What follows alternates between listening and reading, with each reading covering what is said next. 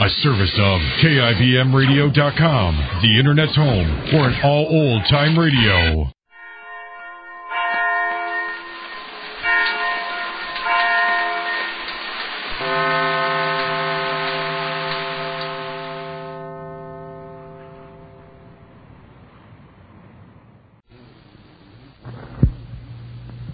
And now, the life of Mary Sothern.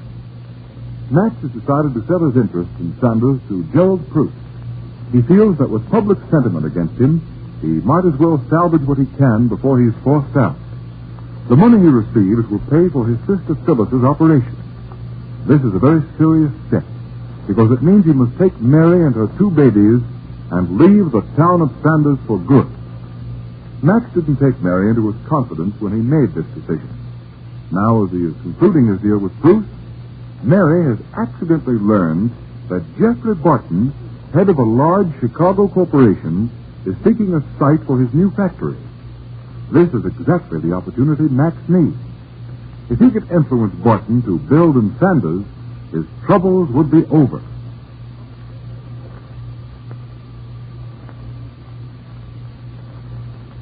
Mary is still trying to reach Max on the phone to tell him this all-important news.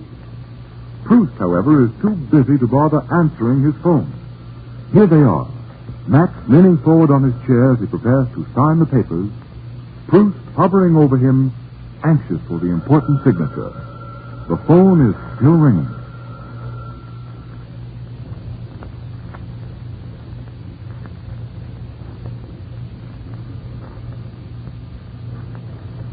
You signed here on this line, Max Sanders? Yeah. Here's my fountain pen. Well, here goes everything. Hey, what's wrong with this thing? It don't write. Huh? Impossible. That's an excellent fountain pen. Well, maybe a good pen, but it's kind of dry. Well, how can that be? I told my butler... Tannershell. Where is that man? Well, I don't know where he is, but... Hey, for the love of Mike, answer that phone, will you? I'm kind of edgy today, and phones ring and drive me nuts. Oh, all right. Yeah. Hello.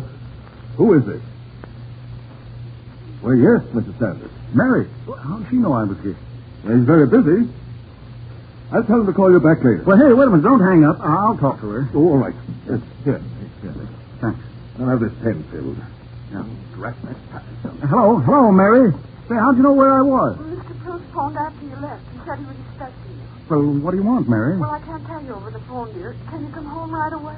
Well, gosh, not right away. I got some business to finish Oh, here. Max, I don't know what you're doing, but my intuition tells me something very important. Yeah? Promise not to do anything final till you hear what I have to tell you. Well, I can't, Mary. Gee, everything's ready for me to... Please, Max. Remember what we said about miracles? Miracles? Uh-huh. Oh, yeah. Have you found one? I think so. I hope so. Oh, darling, hurry. I can hardly wait to tell you. Well, I'll see. I'll be along a little while. So long, Toots. Well, here. I filled the pen. Oh, yeah. Say that's good. Say, listen, Mr. Bruce, do you believe in miracles? Miracles? Yeah. I don't know. Yes, I suppose I do believe in them. You do?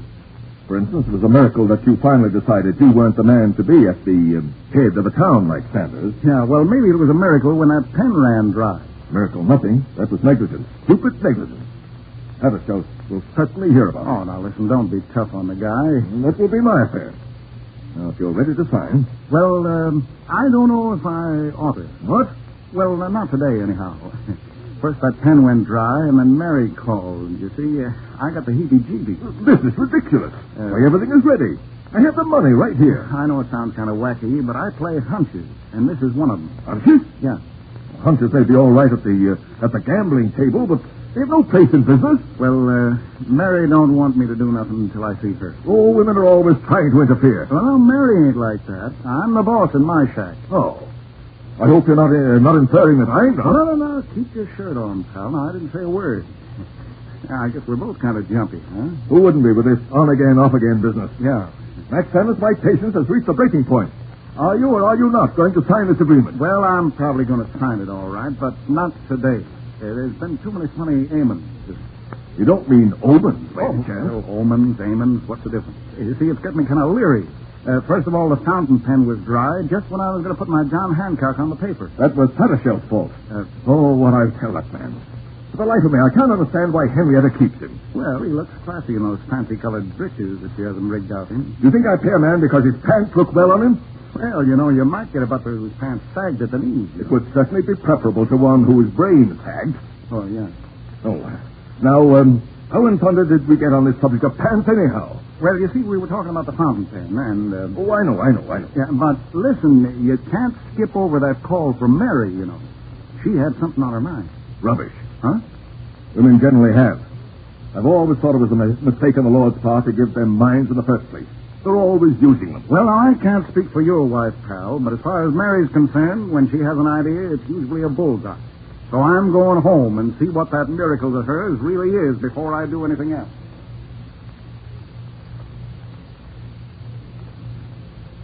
I'm going to fly right up to the ceiling. Max doesn't get here pretty soon. Oh, if you'll only see this the way I do. Well, if Mr. Barton built a factory here, the whole town would profit.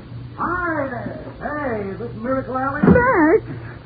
Oh, Max, you'll never know how anxious I've been for you to get here. Well, honey, I'm all set for that miracle. Well, now that you're here, I don't know how to begin. It's all mixed up with Jimmy playing book salesman and Mr. Barton's briefcase and... Hey, now look, this had better be good. You know, old man Proust was sore as a wet hen when I walked out on him. Well, I'm sorry, but I felt this was important enough to call you. I see. Now, I'll begin at the beginning. Yeah, that's a good place. Oh, here, dear, let's sit down. Yeah, before you fall down. Boy, I never saw you so excited. Oh, I can't help it. Well, you see, Mr. Barton left his briefcase on the living room table, and Jimmy and Susan opened it. Oh, those kids get into everything. Well, this time I'm glad. Yeah? I'd never dreamed of reading Mr. Barton's personal papers, but they were scattered all over the place, and You read a guy's personal mail? Shame on you. What did it say? Now, I wasn't snooping, but I just couldn't help reading it. Yeah, I see. Jimmy had everything all spread out. Yeah, I'll take your word for it, sir. Well, it wasn't mail. They were reports, statistics, and factory plans. Which makes which? Which makes a miracle. Huh? Max, listen. Yeah. Jeffrey Barton's looking for a good town to build a new factory. What? That's what he's doing in Williamsport, checking up on its possibilities as a factory site. Hey, what's the matter with Sanders? Nothing's the matter with Sanders. That's it. It's perfect. Sure. Why, look at the water power we got. And all the good help. And the clinic and the railroad and all the land. Sure. Oh, Max, don't you see? Don't you realize what this means? Well, sure, I realize. The town's opportunity, our opportunity. Yeah. Oh, darling, Mr. Barton's coming back here to pick up his car. Yeah. And if you'd see him in, talk to him. I know you could sell him on Sanders. Well... Just think, Max. Max Sanders negotiating with Mr. Jeffrey Barton to build $1 million factory in his hometown. Golly. It'll certainly be a satisfaction to fool all those I told you so. Yeah. Oh, sweetheart, you must try to put it through. Gee, Mary, I'll try. Sure, I'll try. Gosh. What's the matter, dear? Hey, I gotta tell you something, Toot. What, Max? Mary, you know, I was getting ready to quit. I was gonna sell out and get the things for Phyllis and Daddy, and then you and me would pack up and, well, we'd just blow, I guess. Darling, do you mean you're planning to leave Sanders? Well, that was the general idea. See, Proust was giving me $10,000 for my stock, and making myself scarce was part of the deal, too. And that was where you were getting the money for Phyllis and Daddy Stratford. Yeah. Well, you wouldn't have to do that if Mr. Barton built here. Your stock would be valuable. Well, sure, Toot. Say, if we can swing a deal like that, why, I'll be able to get all I need for 6. Gosh, honey, everything was just about on its last legs, and then you had to find the miracle. It was God's will, dear. Well, maybe so, but you know what, Mary? I would have sworn that pen had ink in it until I spoke to you. Nothing will ever convince Max that Mary didn't wave some kind of a wand to stop him from signing that paper. Well, thank goodness he didn't, because now he has a fighting chance to make the money he needs for Phyllis without sacrificing his whole future. We say a fighting chance because $1 million business deals aren't negotiated in a minute. It will take plenty of brilliant maneuvering on the part of everyone to entice Jeffrey Barton to build his factory in Sanders.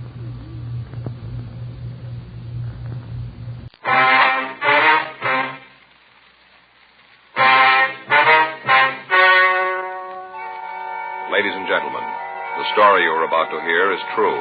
The names have been changed to protect the innocent. Dragnet is brought to you by Chesterfield, made by Liggett & Myers, first major tobacco company to give you a complete line of quality cigarettes.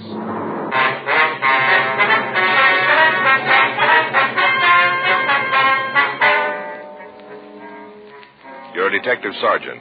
You're assigned to Bunko Fugitive Detail. An extortion ring is operating in your city. The victims are wealthy businessmen. The thieves claim they're policemen. Your job, check them out.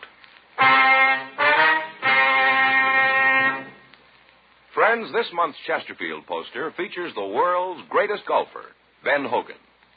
Now, here's what he has to say about Chesterfields. I'm a Chesterfield smoker and have been for 7 years.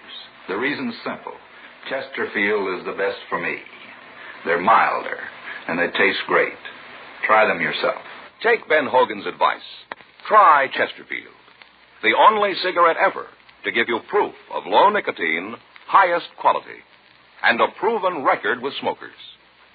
Chesterfield, regular or king size, best for you.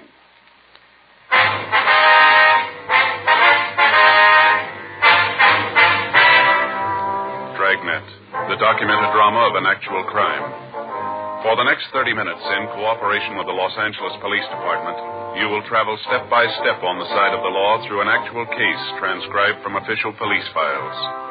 From beginning to end, from crime to punishment, Dragnet is the story of your police force in action.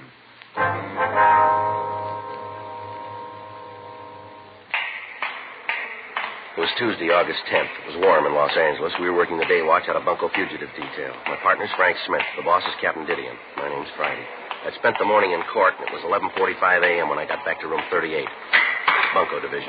Well, I'm telling you, you better do something about it. Getting terrible when a citizen has a thing like this happen to him. All right, Mr. Mather. If you'll take it easy, tell me what happened. I got a lot of friends in this town. I happen to know one of the councilmen real well. If you don't clean this thing up, you're going to be walking a beat out in the plum thicket. Just a minute, Mr. Mather. Here's my partner. Now, if you'll tell us what happened, maybe we can help you out. Now, you don't need no partner. Just go out and arrest them fellas. Go get them. What's the matter here? This is Mr. Keith Mather, Joe. It's my partner, Sergeant Friday. How are you, sir? Now, don't you come around here trying to smooth things over. I'm not going to be happy till them hoodlums are in jail where they belong. I'm telling you the same as I told this fella. You do something about this, I'm going to take it to the mayor. What's the matter here, Frank? I don't know. I'm trying to find out. Well, what you going to do about it? How about a cigarette, huh? Thanks. Here, I have a match. There you are. How about it? Sir? Well, how about it? What you going to do? Well, sir, if you'd start right at the beginning and tell us what this is all about, maybe we can give you a hand. Well, there isn't a shoe shine in the world that's worth $5. I don't care what kind of wax they use, not for $5, no, sir. Shoe shine? Yes. They call it imported wax. Where they charge for it must be brought in from Timbuktu. Ridiculous. I'll get the report. Right. Take a match and light it, then they burn the edges of your shoe soles. Don't do nothing but smoke up your shoes, that's all. Just smoke up your shoes, a $5 hot foot. You want to give us your full name, sir? Keith Jefferson Mather. Right there on the street that threatened me. Where'd this happen, sir? Shoe shine stand, the corner of Main and Colon. Little place with pin-up pictures all over the walls. Never seen so many pin-ups. Mm-hmm. Do you know if they had a card showing the prices of the shines? Well, I didn't see one. Only them pictures, hard to tell. Well, if you just tell us in your own words exactly what happened, will you please? I was on my way to work. Had a very busy day, a lot of important appointments. I just parked my car and I was walking along and went by this place. A fella standing there asked me if I wanted to shine. Just so happened I did, so I climbed up in the chair. Well, I was sitting there reading the paper, and the man asked me if I wanted imported wax. I wasn't paying a lot of attention. I guess I said yes. Next thing I know, I think he's trying to give me a hot foot. I looked down. He's got this big kitchen match out. He's burning the edges of my soles. Smoke coming up. I told him to stop it. I got down from the chair. I was plenty sore. You can just bet I was sore. Plenty. Yes, sir, we can understand. Well, I handed him $50. Figured that'd take care of the tip, too. Wasn't a very good shine. Come right down to it, $50 was too much. All that smoke. Next thing I know, he said the shine was $5. $5 almost climbed right down top of the place. Couldn't believe my ears. Can you imagine $5 for a shine? That's when the men got out of the car, did they? That's right. Them three fellas got right out. Say, how'd you know about that? Well, sir, this isn't a new operation. You mean tell me this happened before? Yes, sir. We get a couple of dozen complaints a week. We'll finish up this report, and then if you'll point out the place, we'll have a look. Then you can just start writing. I told you I had a lot of important appointments. I can't spend all day here. Can I I see someone here, please? Yes, sir. You want to go ahead with this, Frank? I'll see what he wants. Yes, sir. Yes, sir. Could I help you? I want to give myself up. Sir? This is Bunko Fugitive, isn't it? That's what it says on the door. Yes, sir. That's right. I want to give myself up. I'm tired of running. I haven't got any place to go. Would you like to tell me what this is all about? I gave him every nickel I had. I haven't even got enough money to go home. All I want's enough to eat. I'll get back home. I gave him everything. I don't believe I understand you, sir. I gave him all the money I had. He said it'd be all right. Now, I'm broke, and I want to borrow enough to get home. Well, who are you talking about? Who'd you give the money to? Policeman. The man who'd walked into the office identified himself as Martin Dietrich. From the story he gave us, it appeared that he'd been the victim of a shakedown by a person or persons representing themselves as police officers. We turned the shoeshine parlor complaint over to one of the other officers for investigation, and then we took Dietrich across the street to the Federal Cafe. We sat down in a booth and ordered coffee while the victim had breakfast. He acted as if he hadn't eaten in several days. Frank and I waited until he finished, and then we started to question him. If you'll just tell us what happened, Dietrich. Sure. I'm from Chicago. I work for a wholesale drug company back there, and I had to come out here on business. I got in last Saturday. That'd be August 7th, would it? Yeah, the 7th. I got in at 8:45 on the Super Chief. Well, I didn't have any business to do until yesterday, so I thought I'd look the town over, get settled, you know? Yes, sir. I didn't even have a hotel reservation, so after I got off the train, I was waiting for my baggage to be checked through, and I went over to the coffee shop for some coffee. Sat down, started to read the paper, and must have been there for about 15, 20 minutes when this guy came in and sat down next to me. Go ahead. He just sat there for a couple of minutes. I didn't pay any attention to him. Busy reading the paper, you know. Mm-hmm. Then he asked me for a match. I gave him one, told him to keep the pack. I remember telling him that. Next thing I know, we're in a big conversation. Turns out he's from Chicago, too. Did he tell you his name? Said it was Gabriel Bush. Told me he was in the wholesale liquor business. Said he was out here on a selling trip, checking up on the branch office. Well, I went right along with him. Seemed like such a nice fellow, well-dressed, cultured. Yeah, even knowing it, you sure wouldn't figure him for what he was. What was that, sir? A narcotic addict. You sure about that? Well, I should be. It cost me over $3,000 to find out. You want to go on, sir? We got a cab and went out to a big hotel on Wilshire. He had reservations there. He signed the card, and we went up to the room. The way he acted, you'd never know anything was wrong, never even suspected. I see. Well, we no sooner got in the room than Gabe started to unpack his suitcase. Gabe? Yeah, Gabriel Bush. Oh, yeah. He told me to call him Gabe. Said he was named after a great uncle or something. Didn't care much for the name. I see. Go ahead, please. Well, he unpacked his bag, and I guess I should have noticed something then, the way he acted. How do you mean? When he took the stuff out of his bag, he acted like he didn't want me to see what he was doing. But he did it in a funny way, so I couldn't miss noticing it. You know what I mean? I think I do, yeah. Well, he went into the bathroom, stayed in there a couple of minutes, and then when he came out, he had his sleeve rolled up, had a piece of cotton on his arm, like when they give you a transfusion. You know, here? Yeah. He had this little leather case, and when he went to put it away, dropped it. Spilled the stuff in it all over the floor. I should have gotten out right then, right there. If I'd had any brains, I would have gotten out. What was in the case, do you know? All the stuff for taking narcotics, hypodermic needle, all that stuff. Well, what did he say when he dropped this? He just tried to laugh it off. And then he told me that he was a diabetic, said that he had to take insulin shots. About that time, the other two guys came in. What did these two men want?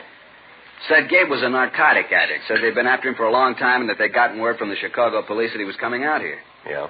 He told me that they'd been following us since we got off the train. Been following us all the time. What'd they do then? Took us downstairs and put us in a car. Said they were going to take us to jail.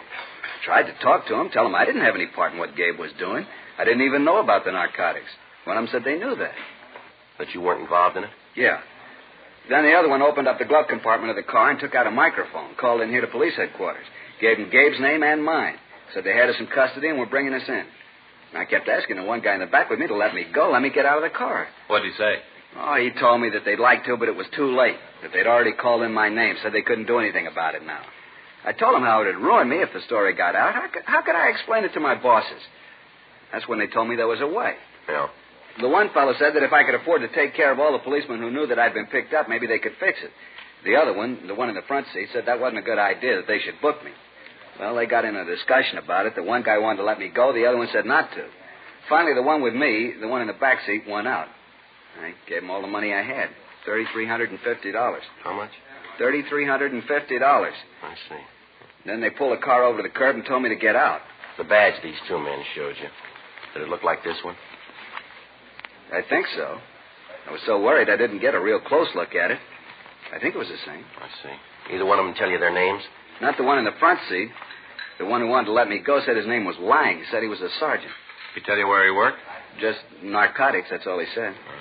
You gave him this money all in cash, did you? Yeah, all of it. Say, do you know him? You know these two officers? No, sir, we don't.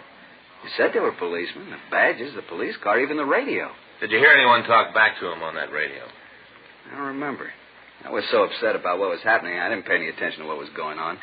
All I could think about was that I was going to jail for something I didn't know anything about. No, I don't remember. What kind of a car was it? A Chevrolet. What color? Sort of a light gray. Will you show us the hotel where all this happened? Sure, but I don't understand all this. The other two policemen said that if I gave them the money, everything would be all right. They said they could fix it up. Now, I don't want any trouble. All I want is enough money to get home. They said they'd fix the whole thing up. They told me there wouldn't be any trouble. No trouble. Yes, sir. You think they're really cops? I don't know, but they're wrong about one thing. What's that? There's going to be trouble. 12:52 p.m. We took the victim, Martin Dietrich, back to the city hall. We got in touch with Lieutenant Iannone, Internal Affairs Division. We filled him in on what had happened. He started an immediate check of all police officers in the city and the county. Working from the description we'd gotten from the victim, we notified the narcotics detail. They went to work on it. A local and an APB were gotten out on the suspects. We checked the name Gabriel Bush through R&I, but when the mug shots from the packages that we came up with were shown to Dietrich, he was unable to give us an identification. 3:15 p.m. We drove the victim out to the hotel where he told us the shakedown had occurred. In the company of the manager, we went upstairs. Come right in. This is the room. How about it, Dietrich? Yeah, this is where he brought me. Mr. Alden, do you know anything about the man who took this room? You mean Mr. Bush? Yes, sir. No, I don't. I do remember when he came in, registered with this gentleman here, had a reservation. I had the boy bring him up to the room. Yes, sir. Well, all the time Mr. Bush was signing the card, he was telling Mr. Dietrich here that there was a convention in town, how all the hotels were full up. Well, that's not right. We haven't had a really big convention in a couple of months. Why, right here in this place, we've got several rooms we could have let Mr. Dietrich have. Not that we're not doing a good business, you understand, not at all. Yes, sir. But we do have a few very nice rooms. Have you ever seen this Mr. Bush before? No, I don't think I ever have. All right, sir. If we could take a look at the registration card, and then we'd like to talk to the cashier. Sure. Do you know if their bill was paid when they checked out? I imagine so. I don't collect the money. Cashier does that. We can ask her. All right, sir. You think you might get a clue from her? Well, we'd like to talk to her if we could. She won't be able to tell you anything that I haven't filled you in on already. Sir? Well, it follows. I'm the manager here. Anything goes on, I'm going to know about it. Not only that, but I've worked a lot with our security officer. How's that, sir? House detective. Oh, yeah. Oh, yes, I help him out all the time. People are always trying to get away with hotel property, but we stop them. Come right down to it, I could almost be a policeman myself. All I need is a badge and a gun. Afraid you're a little wrong there, mister. Just a badge and a gun. They don't make you a cop.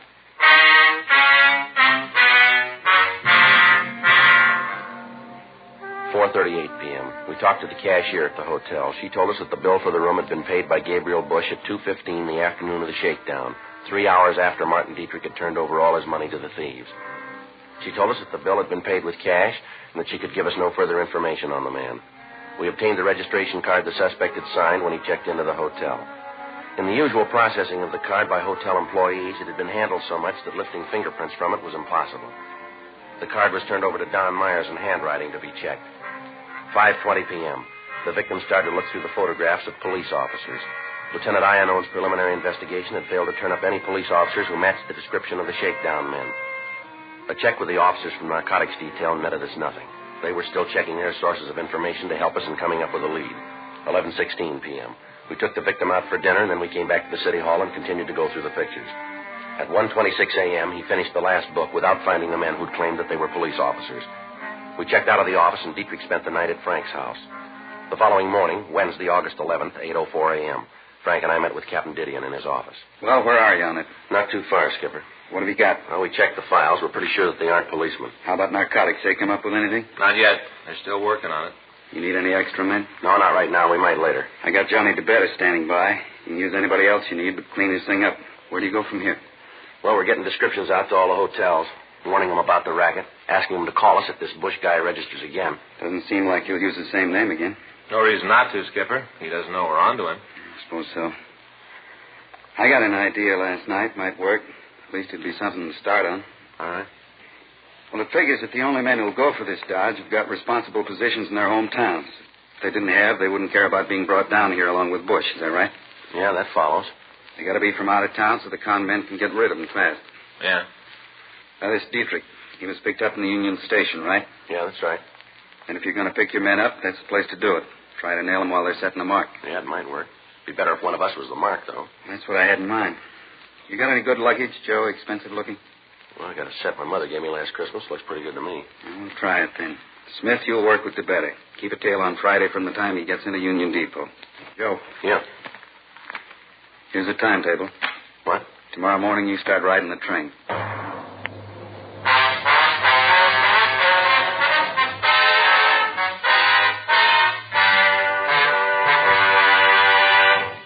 You are listening to Dragnet, the authentic story of your police force in action. It's taking place at your dealers, cigarette dealers coast to coast. Smokers by the thousands are now changing to Chesterfield. Join them today, and you'll be smoking the only cigarette that gives you proof of low nicotine, highest quality. I want you to know that's a matter of record. And so's this. As I've been telling you, Chesterfield is the only cigarette with this proven record with smokers. No adverse effects to the nose, throat, and sinuses from smoking Chesterfields. Good reasons why you should change to Chesterfield? You bet. Ask for Chesterfield. Regular or king size, best for you.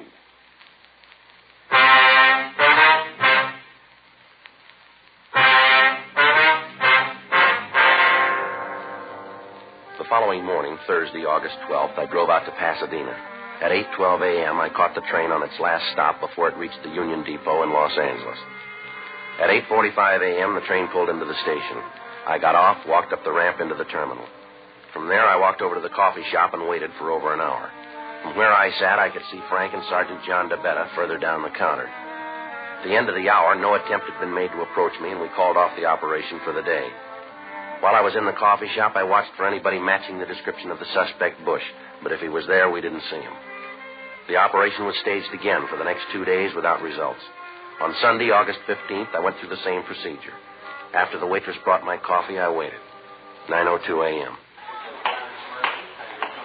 Mind if I sit down here? No, go right ahead. Here, I'll move my coat. I'll get it for you. You're not going to need an overcoat out here. Sure is hot. Yeah, I guess so. This is my first trip. Thought I'd bring one with me anyway. California weather, you know. Yeah, you never know. Where are you from? Chicago? Oh, you take the chief in? Yeah. Just thought I'd have a cup of coffee before I start out to find a hotel. Yeah. Guess I had to introduce myself. I'm Gabriel Bush. Friends call me Gabe. Well, my name's Friday. Did you just get in, too? Yeah. I work for a wholesale liquor company in Chicago. It's a small world. Where are your offices? On State Street. Got a little trouble with our West Coast office, so the boss sent me out to see if I can straighten it out. What are you doing here? Oh, just kind of business and pleasure. Mm-hmm. What line you in? Machine tools. Well, how long are you going to be in town? Well, as a matter of fact, I'm leaving Tuesday. That doesn't give you a lot of time here. You know anybody in town? No, sir, I don't. Not a soul. Where'd you say you're staying? Well, I'm not staying any place. I haven't got a place yet. Thought I'd go over to the Statler. Oh, you're not going to get in there. Matter of fact, you're going to have a rough time getting in any place. Oh, is that so? Yeah, there's a big convention in town. No rooms to be had. I made my reservation a couple of weeks ago, and the office out here took care of it. Oh, I didn't know it'd be that crowded. Should I tell you what? Yeah? Come on over to my hotel. You can park your luggage there, and I'll get in touch with a couple of friends here and see what they can do. Well, that's sure nice of you, but I don't want you to go to a lot of trouble. I'll find a place somewhere. It's no trouble at all. Can't let a fellow Chicagoan stand out in the cold. I'm sure the boys can find you a place. And you know, I sure appreciate all this. I don't think anything about it. Who knows? Maybe you'll be able to do something for me someday. Yeah, maybe I can. We walked out of the terminal and we got into a cab. I could see Frank and DeBetta following us. The address Bush gave the cab driver was out on Wilshire. We pulled up in front of the place. We went in. The suspect signed the registration card, and we went upstairs. All the time, he kept up a running conversation about how difficult it was to get a hotel room. The bellboy left our bags in the room and asked us if we wanted them opened. Bush made it apparent to both the boy and to me that he was the only one who was going to open his own suitcase. After the bellboy left the room, Bush laid his bag on the bed and snapped it open. He took out a small leather case, trying to keep me from seeing it, and at the same time making sure that I did. He went into the bathroom, and after about 2 minutes, he came out. He'd taken off his coat, and his left shirt sleeve was rolled back. He had a small piece of cotton on his arm. I feel a lot better now. What's the matter? Something wrong? Oh, no, nothing at all. You see, I'm a diabetic. I have to take insulin shots every so often. Oh, that's too bad. I'll get this back in my suitcase, and we can start looking for a room for you. Well, that's nice of you. Oh, Oh, here, let me give you a hand. I'll help you pick it up. oh no, it's all right. Don't worry about it. I can get it. Here, just a minute. I guess this spoon's part of it, isn't it? Oh, Yeah. I didn't know you used a spoon for insulin. I'll get it. Wait a minute. Let me put this stuff away. Well, I'll open the door, see who it is anyway, huh? Yeah, what do you want? Police officers, you're under arrest. What for? Narcotics. What are you doing breaking in here like this? You got no right coming in a room like this. Knock it off, Bush. Been after you for a long time. We finally nailed you, and I don't bawl about it. This other fella a cop, too? Yeah, this is my partner, Roger Silby. Now, listen, I had no part in this. I just met this guy. If you want him, okay, but don't tie me in with him, please. Too bad, mister. Get your coat. And where are we going? Downtown. We got to book you. But I had no part in this. I tell you, I just met the guy just this morning down at the depot. I just met him. I'm not mixed up in anything. If my company finds out about this, it's going to cost me my job. Now, you guys got to give me a break, please. Should have thought of that before, mister. A little late now. Yeah, but if my boss hears about this, he's going to kill me. Come on, why don't you give the guy a break? He's telling the truth. I just met him. He's got no piece of the action. That's rough. Maybe next time he'd be more careful who he bums around with. Let's go. Oh, please, give him a break. You guys are all alike. You cry when you get tagged. Yeah, but this isn't right. Let's go. We're taking you in. Well, what's the charge? We'll tell you in jail. The two men had shown us badges when they came in, but they'd flashed them by so fast there was no way of taking a good look at them. They made Bush and I get our things together, and then they took us downstairs. As we walked through the lobby, I nodded to Frank and Johnny DeBetta. They followed us at a distance. The plan was that I'd get in the car with the suspects and then give them the money. After that, they'd be taken into custody. Until they'd actually taken the money, all we could prosecute them on was a charge of impersonating an officer. Once the currency was in their possession, we could prove extortion, a felony. After we left the hotel, we walked up Wilshire Boulevard, and we stopped by a gray Chevrolet. All right, get in. Is this a police car? That's right. I'll take this one in front with me. Okay. All right, get in. You're making a mistake. We'll let the judge worry about that. I'll call in and tell him we're coming in. Right. This is car 12-7, car 12-7. We have 2 prisoners in custody. We're taking them downtown for booking. Repeat, we have 2 prisoners in custody. We're taking them downtown for booking. All right, just sit back, mister. You got a long ride. What are they going to do to me? We just book you. After that, it's up to the court. Yeah, but they're going to let me go, aren't they? I don't know. They got a big drive on now about narcotics. Court's getting pretty rough. Had a guy up just last week. They caught him in a car with another fellow who was smoking marijuana. This one guy didn't even know it was tea. They really nailed him. Hey, how long did they give Jensen? You mean on that tea rap last week? Yeah. 5 years. Now, you see, they're really getting rough. Yeah, but you know I didn't have anything to do with this. You said that yourself. You know that.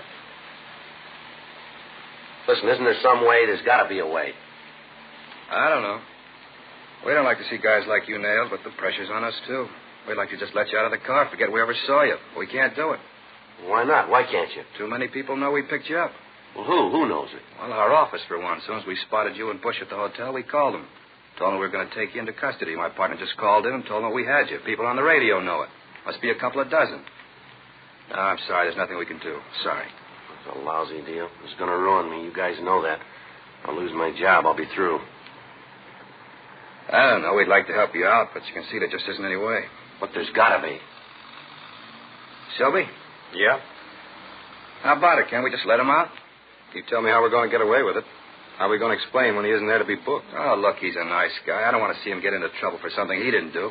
Neither do I, but how do you figure to square it? Well, you're bright cops. Come on, give the guy a break. Suppose we could take care of the watch, Commander. Maybe he'd forget we called in. Taking care of him is expensive. Yeah. How much money you got on you? Well, about $2,500. It's not too much. Can you raise any more? No, not without sending home. I can't do that. How about it, Sylvie? $2,500 enough? Won't go very far. A lot of people to take care of. That's all he's got. Ain't enough. Let's book him.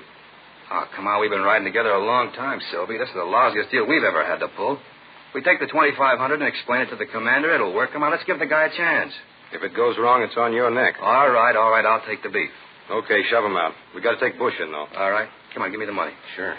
Here you are. It's all there. Okay. Sylvie? Pull over. Let's let him out. Where are we? 4th and Spring.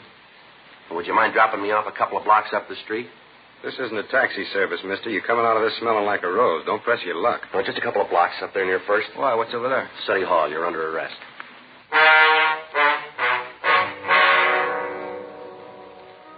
The 3 men were taken into custody, and then the marked money was booked as evidence. We got in touch with the victim, Martin Dietrich, and asked him to come down to the City Hall and give us an identification.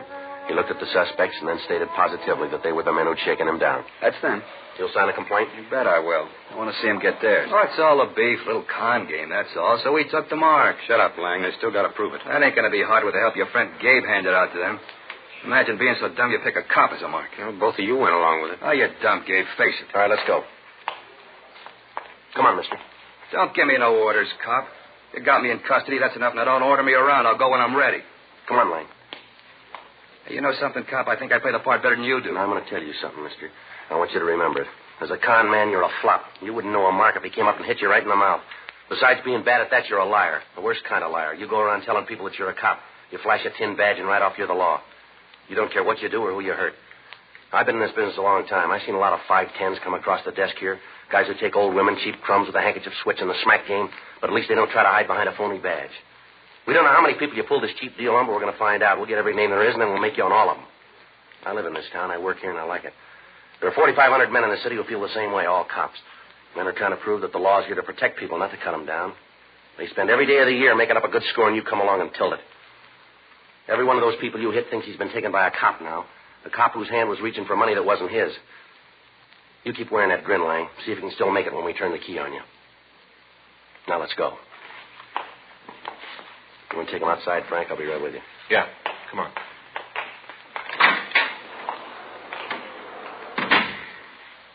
That all you need me for? Yeah, Martin, we'll be in touch with you. Right. Too bad about all this, isn't it? Yeah. All those people that bunch took, they're always going to think those guys were real cops. Yeah, that's right. They were going to know. Of course, you can't blame them, not really. Look how they got to me. I guess there just ain't any way to tell if a guy flashes a badge, you know. How you going to tell? Yeah, there's one way. How you going to know he's a fake? When he asks you for money.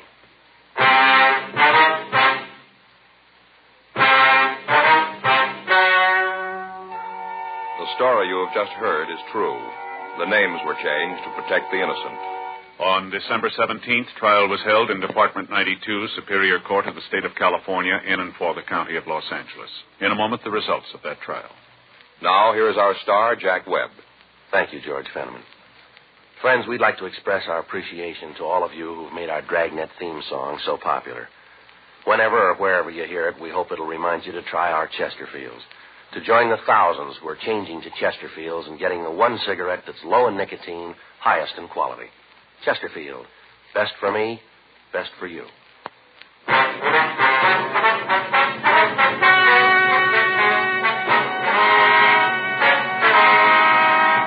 Gerald Richard Lang, Richard Harris Silby, and Gabriel Norris Bush were tried and convicted of violation of Section 518 PC, extortion. They received sentences prescribed by law. Violation of Section 518 PC is punishable by imprisonment in the state penitentiary for a period of not less than 1, nor more than 10 years.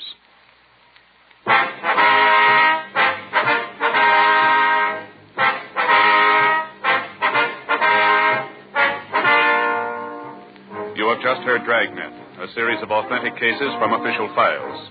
Technical advice comes from the Office of Chief of Police W.H. Parker, Los Angeles Police Department. Technical advisors, Captain Jack Donahoe, Sergeant Marty Wynn, Sergeant Vance Brasher. Heard tonight were Ben Alexander, Vic Perrin, Herb Ellis, Paul Richards. Script by John Robinson. Music by Walter Schumann. Hal Gibney speaking. Watch an entirely new Dragnet case history each week on your local NBC television station. Please check your newspapers for the day and time. Chesterfield has brought you Dragnet, transcribed from Los Angeles.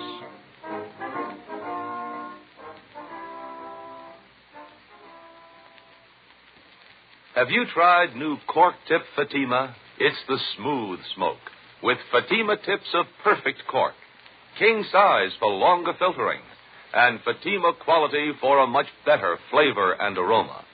Fatima is made and guaranteed by Liggett & Myers Tobacco Company. Try Fatima today. Hear Frank Sinatra as Rocky Fortune tonight on the NBC Radio Network.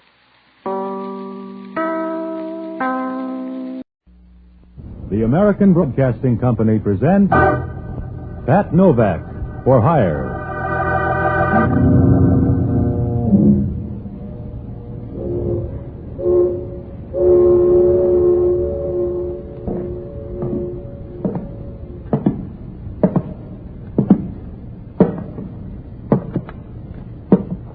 Sure, I'm Pat Novak. For hire.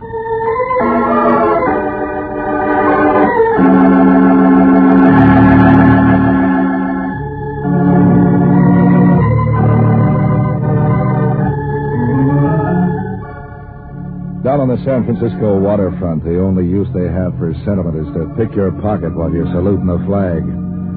If you hang out around there as long as I have, you'll even learn to sleep with one hand on the cash box.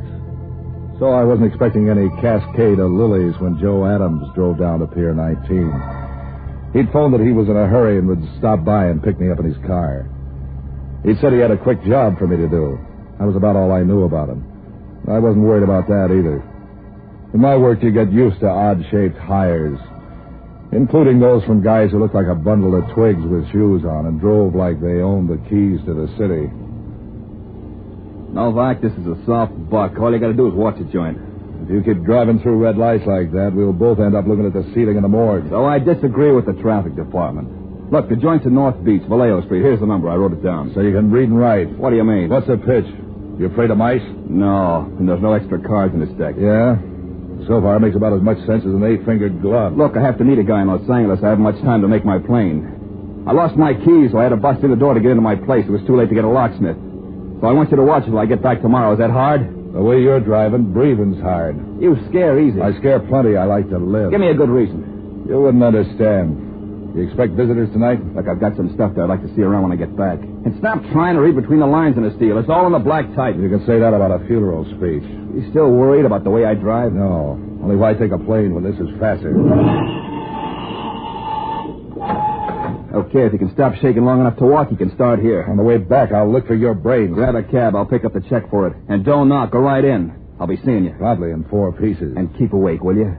Some of my neighbors would steal the handle off a blind man's cup. Don't worry. I'll keep both eyes open. You sound like you're saying one thing and thinking something else. About keeping awake? Yeah, what's worrying you, ghost? I'm not buying this show the way you're staging it. Something sour in the deal. Yeah, that's all right, too. Just as long as you don't get any fancy ideas of making me the patsy. Boy, you do scare easy. Yeah, and I pay off bum debts, too. Now I'm getting scared. So long, sucker.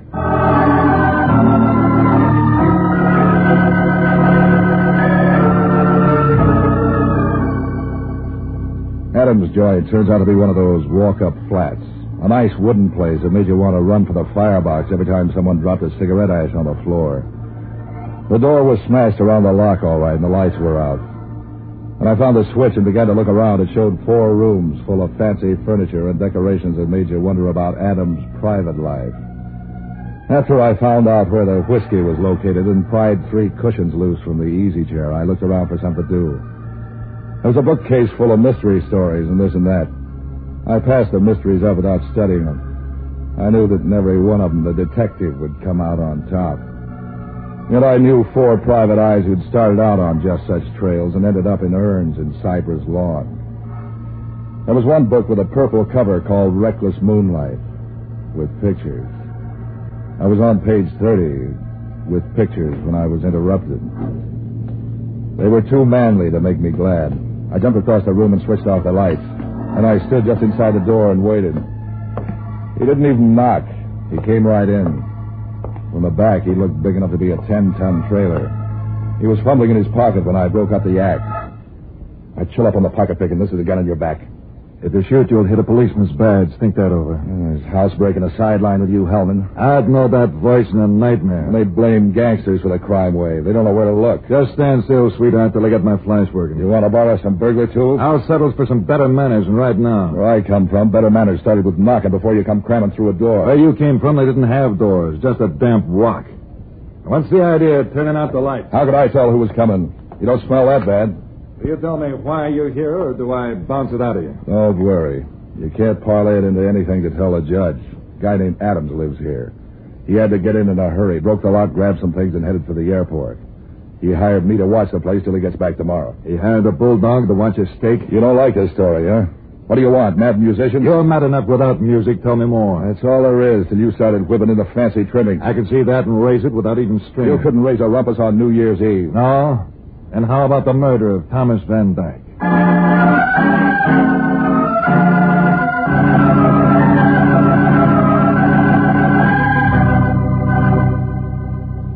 I must have looked surprised.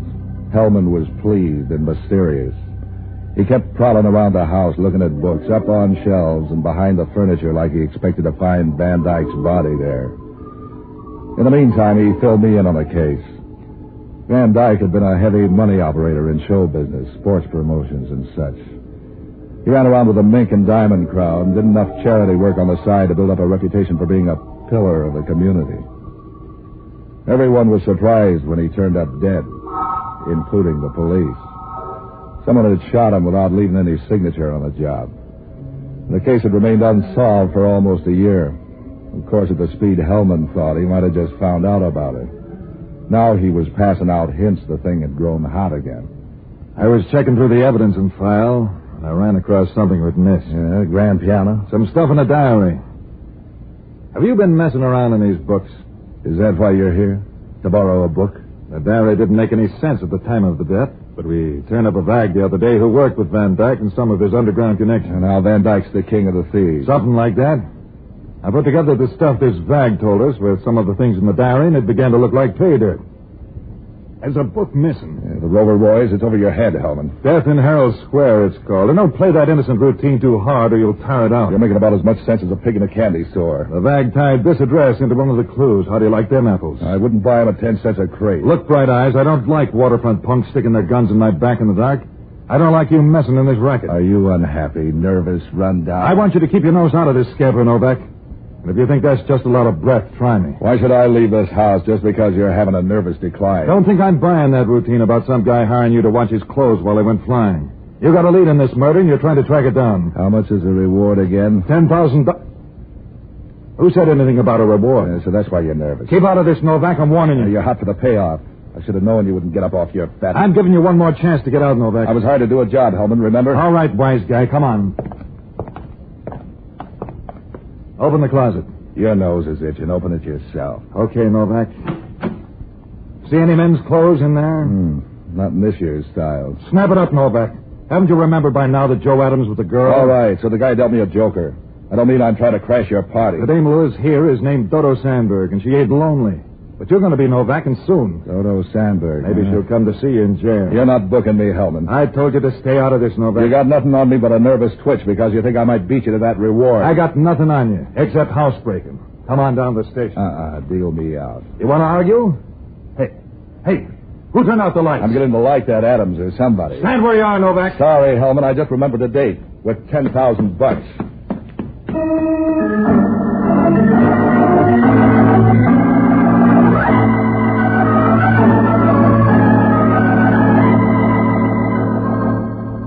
Hellman chased me, but the way he's built, he didn't have a prayer. He hit the street, doubled around a couple of corners. I couldn't even hear him. When I got back my breath, I walked along for a while and tried to put what I had together. Anyway I looked at it, one thing was clear. Joe Adams had played me for a country boy in some setup that had a whole lot more in it than showed on the table. I needed to see Adams to square that deal, but something Hellman told me seemed even more important. I liked the idea of trying my chances of cutting into that $10,000 reward for Van Dyke's death. All I had to work on was a dame called Dodo Sandberg and a book called Death in Herald Square. I looked at the clock and found I still had time to make it to the main library before it closed for the night, so I headed that way. When I got in the place at the Civic Center, it took the librarians quite a bit of scrambling around to get the book, but they finally turned it up just before closing time. I tucked it under my arm and started out of the place when the dame fell in step beside me.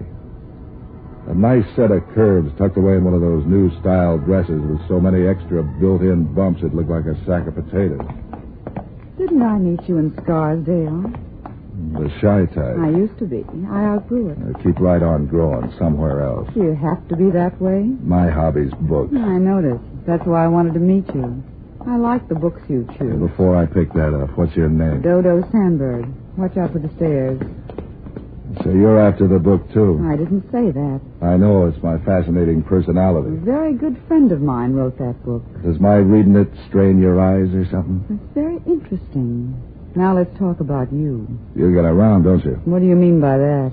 What became of Joe Adams? That's a question for his mother to worry about, Patsy. I don't mind helping her. Oh, do they have to be mothers? You need help like Midas needs dough. There's help and help. What if a girl's lonely? You aren't built for the job. Let's get back to Adams and the book. Adams is no problem. He lives at the Standard Hotel on Polk Street.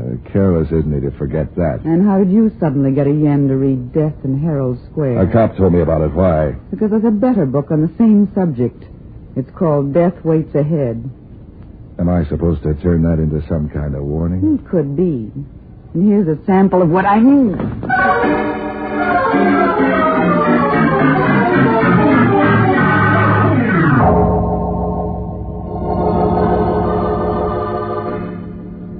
She worked fast and smooth as a piston. There was some kind of judo, I guess. I was too busy falling to be sure. The stairs didn't help any. By the time I picked myself up, she was out of sight. And so was the book. I sat there a while and thought about women. When I went back to the library desk, I didn't buy me anything. Seems they only had one copy of the book. It wasn't popular, they said. When I seemed anxious about getting a copy, they sent me to a bookstore on 3rd Street, which stayed open late. By the time I got there was nobody in the place except one of the hired help looking bored by the cash register. I asked him for the book, and he quit looking bored right away. He began to look nervous. He said he didn't have the book. He'd never heard of it, and they were closing anyway.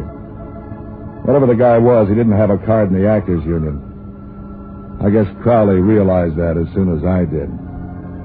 When I said I'd look around anyway, a curtain twitched in the back of the place, and he came out. A big guy with a nasty disposition. You could do better than that. Did someone send you to tell me how to live? You're looking for death in Herald Square? The word's all over town. You ought to be out eating something instead of nosing around where you're not wanted. You ever heard of the prisoner eating a hearty breakfast? That's a warning. You're third in line. Yeah? Who else is interested? A cop and a dame. You ought to team up and work it into 3-part harmony. When they warned you, they were just trying to act like bad news. When I warn you, it's certified. You don't look 8 feet tall. Put some meat on your skeleton. My name's Pete Crowley. Did you ever hear of me? I must read the wrong funny papers. You got connections around the city. You can say that about a sewer pipe. Something's making you twitch. Trot it out where I can see it. Dodo Sandberg tells me you got your nose up in the air over the Van Dyke killing. Does that worry you? I'm hiding right now in Mexico. What's the death's head routine for? Before you run to the cops with a finger, listen carefully. I picked up Van Dyke's rackets when he dropped them. They pay off very nicely. I like the way they're moving along. I don't want you or any of the eager beavers from the Kearney Street station to nose over the apple cart. I came here for a book. You don't look like it. Also, I don't like anybody bothering Dodo. And that includes sailor salesmen and smart guys looking for a new home. If she doesn't want anybody ringing her bell, tell her to take the signs out of her windows. You look like a fairly bright boy. Take a tip. Fade out of this scramble while you're still in Mobile. And if I don't? Stick around and I'll show you my muscles. I'd rather look at Dodo's. 2 of my muscles used to be rustlers. Think it over.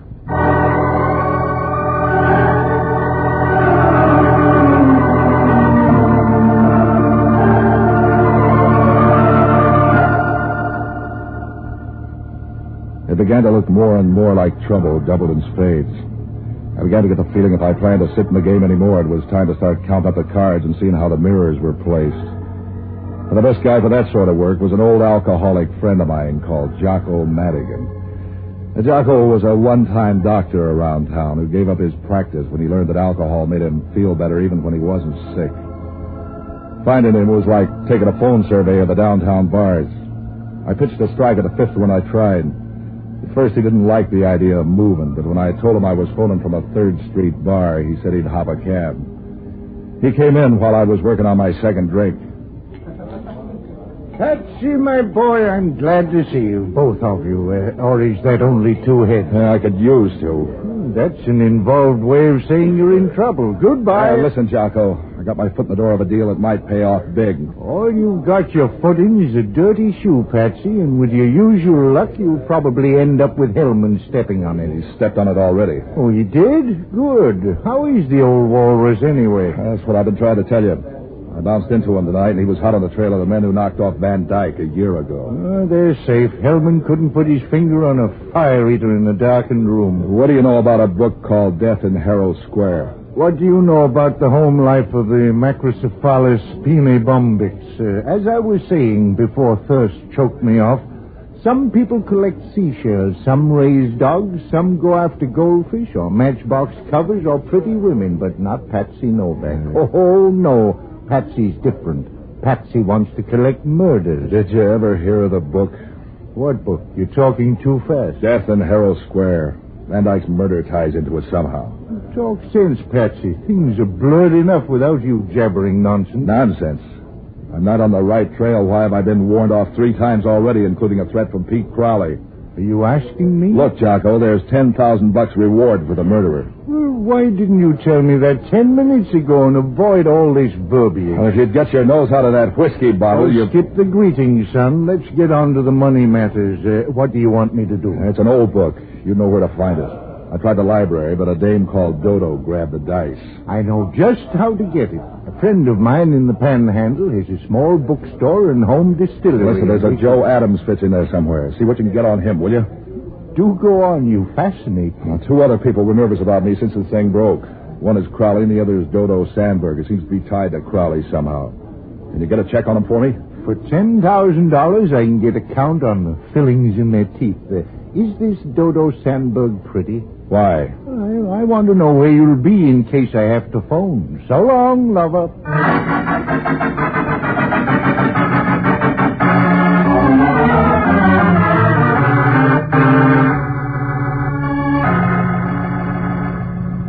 I paid for Jocko's drinks and went out to the Standard Hotel. The room clerk gave me Joe Adams' number. He looked a little worried when he told me that could have been about a new boss or an old girlfriend. It could have, but it wasn't. Adams' room was on the 4th floor, and when I reached there in the elevator, Hellman almost ran over me trying to get in the cage. He was a nice salmon pink and panting like a bloodhound on a deer trail. He had a gun in one fat hand, a mouthful of verbs and adjectives. Every time I turn a corner... Who are you expecting, Princess Elizabeth? Where did he go? You better shift to the overdrive. You're racing your motor. Where's Adams, Novak? Don't start testing your muscles on me, Hellman. You must think I'm your wife. This ain't playland, Novak. Adams just left his room. Where is he? I'm not in the mood for company, Hellman. You're going to talk. You're going to talk plenty. What's all the pushing around about? Don't pretend you're the country boy. You don't know what's going on. Back up a bit and fill me in. Adams told me he hired you to knock me off. Yeah, and you believed it, I know you don't work that way. But I wouldn't put it beyond you to pretend to go along with the proposition as long as you could milk a few dollars out of Adams. Well, with your head, it's a wonder you don't believe it that I did it. With my head, I remember that you were waiting in a darkened apartment with a gun when I came in. That you ran out on me, and that you show up now just when Joe Adams is escaping. You put 2 and 2 together and get 22. You're just a sort of a lousy conniving... What about Adams? Is he the turkey that knocked off Van Dyke? He got away when I started to dial the phone to call the wagon and... I thought I told you to forget the Van Dyke murder. You're full of tell, Hellman. Is Adams the one? Pin this into your hat, Novak. I'm closing in on the one who did it, and I don't need you to help with the net. Like you closed in on Adams? Just let me stumble over you once more before I close this up, and I'll bet my badge I'll put you where you'll stand still. And it could be Adams. You hear what I said? Yeah. I heard prices are going down, too, but I haven't noticed it. I can fix that. You're going to a place where the feet is on the house. Don't give me any more of that jail talk, Hellman, till you're ready to come in with some papers. All I need to put you in a cage is a key. Let's go. I'll get him. You stay where you are, Novak. He must think I'm a Boy Scout.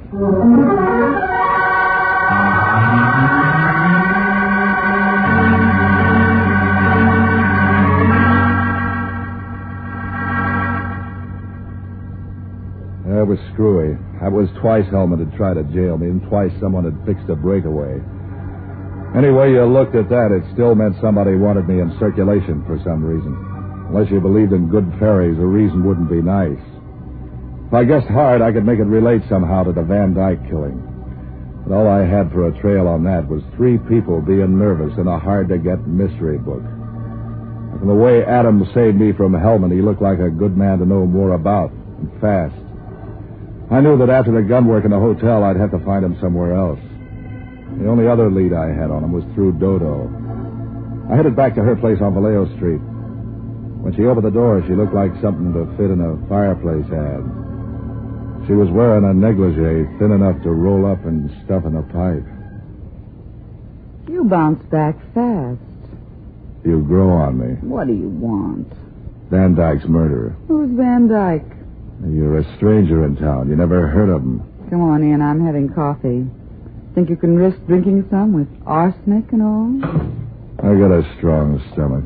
Oh, nice-looking guy. You seem healthy. Why do you want to change? Your boy Adams likes to play tricks. If I didn't try to pay him off for the hot foot he gave me, he might feel neglected. Adams is just a flock of nerves looking for some place to break down. Forget him. He tried to put me on a spot where I'd end up killing a cop. The gag laid an egg. Nobody's laughing. Cream in your coffee? Yeah. I'm still guessing why he did it unless he killed Van Dyke. Sugar? Look, he didn't just pick this house out of the phone book. That puts you in line to do some explaining. I wouldn't explain how to turn over in bed until I've had a cup of coffee. You aren't shaken where it shows. Are you telling me how to live? I'd have to start with the way you say goodbye on stairways. You didn't learn that trick in a finishing school. It didn't finish you, but that's just because you're durable. So's my longing for Adams. Where can I find him? I told you Adams don't mean anything. He just acts busy. He's like a fly, batting his wings off and ending up in the same place. What place? Do I twist it out of you? That book, Death in Herald Square. Did you find another copy? That's for tomorrow. Tonight it's Adams. You're wasting your time chasing Adams. Concentrate on the book. I'm spreading my fire. How do I know that book isn't just a come-on to get me off the trail? In the book, there was a millionaire businessman just like Van Dyke. He had connections in the rackets, just like Van Dyke. He had a partner, just like Van Dyke. When do I start panting? Yes, you do. It'll be from running from the cops. That's all I'm giving you about the book. I'll get the rest when I pick one up tomorrow. You'll have a tough time doing that, Novak. The bookstores are all out of copies. You collected them all? Wasn't hard. A car, telephone, little bustling about. You're real sharp, Crowley. Till you start looking at a map. I have friends across the bay. You might try Sacramento or Los Angeles, but that would take some time, wouldn't it? I guess time don't count after tomorrow. Not with what you know, sonny boy. Am I being confusing? You make a good try. Well, this won't confuse you. I thought I told you I didn't like Dodo to be bothered. She needs protection like J. Edgar Hoover. And didn't I warn you off this caper? Leave him alone, Crowley. He's harmless. Are you all done in the other room? Yeah. Come on, Novak. I want to make you a little present.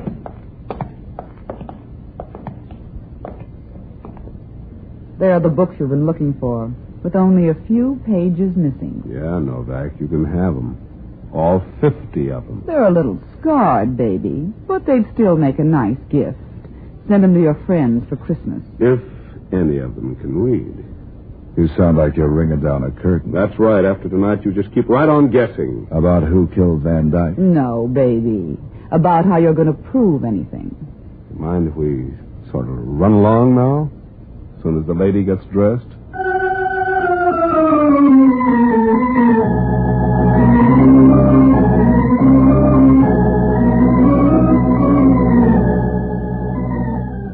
After they'd gone, I went through the books. Page 187 was torn out of each one of them. I felt like a man in an earthquake.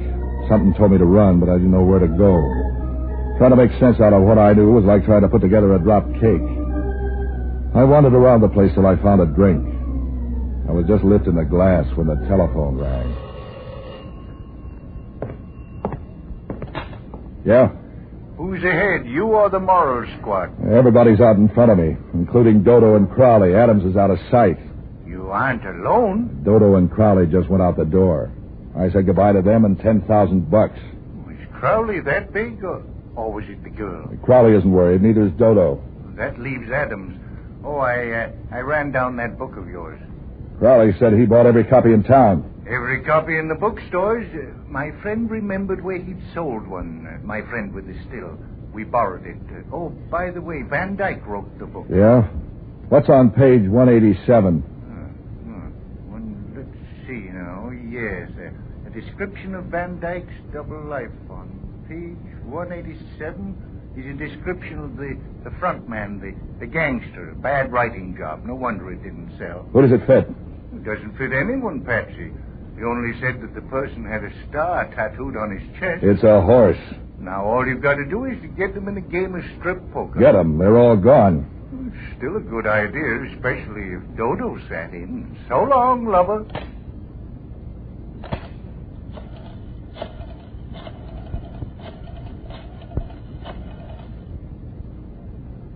Give me Hellman.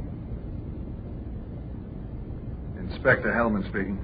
I got your killer for you. That's that. Who's this? Novak? Yeah. And don't start bubbling about my nose in your business. Business is picking up. You get Adams? Adams? That's good. No, Novak. My stool pigeon got it. That fag I was telling you about. That leaves you the only one knowing. $10,000 worth. Don't think I'm coming after you, baby. You can stay there and run. So far, I feel healthy. You think you can drag me off the trail after you by this phony phone call? I know who did it. Oh, no, you don't, Novak, but I do. Yeah, fill it in. I just got a phone tip where they're hanging out. So they're sending out invitations. I'll even tell you where they are. It's at the beach near a shooting gallery. I've got a siren in my car. Let's see you beat me out there. It's the first gallery below the ballroom. Look, Hellman, you're the only guy alive who knows the whole story. What if this is a gag? Oh, no, Novak. I'm not biting on any of your phony tricks. Oh, but listen. Save your breath to sob with when you see me pick up that nice fat check.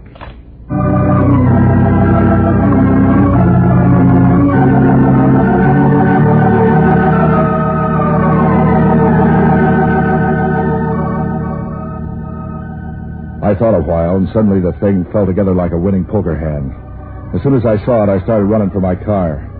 I don't know how it happened, but I beat them out there. I went along the bridge arterials, and they're widened fast. By stealing a flock of red lights and nicking the paint off a couple of fenders, I was out through the Presidio and over to Golden Gate Park in no time at all. When I hit the beach, it was foggy and empty. There was only one guy in the shooting gallery. When I got up near him, it turned out to be Crowley. He had a rifle in his hand. And he saw me first, down the barrel of the gun. Don't back up, Novak. Come on in. You were looking for Adams, weren't you? I was looking for a lot of things. He's here behind the counter. Look, on the floor. Did you kill him? Those bullet holes could be 22s. Yeah, I killed him. Just as I'll kill you if you got any fancy ideas like trying to grab a gun. What are you saving me for, Christmas? Yeah, you dress up the joint. I want Hellman to walk into the trap just like you did. That's why I'm shooting at the targets. Like this. Bullseye. I'm good. You'll have to be good to get away with killing a cop. I hired Adams to do it. But he thought he'd get smart and frame you into the rap. That's why he hired you. Did he expect me to kill Hellman that night? Well, that's one of his bright ideas. He's full of bright ideas. Or he was. If he hadn't been so smart, he'd still be breeding. It's really very simple. Hellman got on the trail. And he was the only one in town who knew there was a trail, so he had to be killed. He ain't dead yet. You're betting a 22 against a police special. I'm live bait. You ought to see the gun Dodo has in the car. You're gonna dry gulch him, huh? He'll be watching me, and I'll be watching you. Let's see you beat that hand. You're forgetting the books. We're forgetting nothing. The books don't mean anything unless you put it together with what Hellman knows. Hellman and his stool pigeon. Stool's dead. And here comes Hellman. Adams thought of everything, including mirrors. You thought of everything. Except a quarter. What for? To pay for the reload on that gun. Now, if these other guns are only loaded.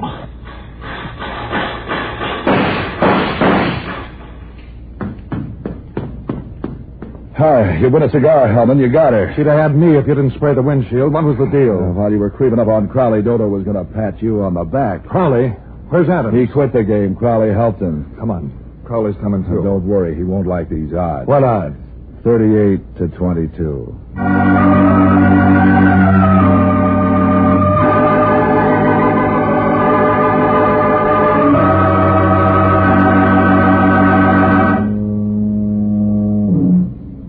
It wasn't much of a trial. Crowley got the gas chamber. I got $10,000. The tax collector took half. Jocko got some, and there was even some left for me. Oh, yeah, Dodo was the one who killed Van Dyke. She and Crowley were sort of a team, but she was the contact and the real boss. Hellman never knew how I was so sure. I never told him I thought it was a man, too. Till Jocko told me about the killer being tattooed. After that, it was easy. That negligee of Dodo's only left one thing to wonder about. That was how she kept warm.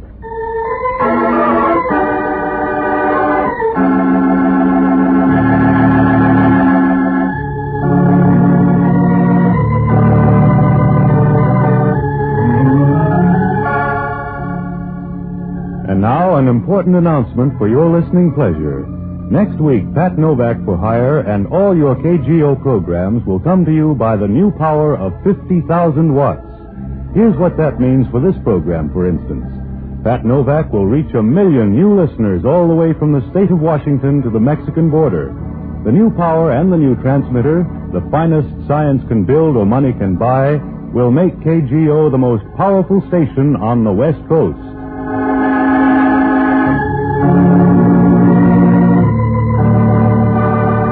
This is ABC, the American Broadcasting Company.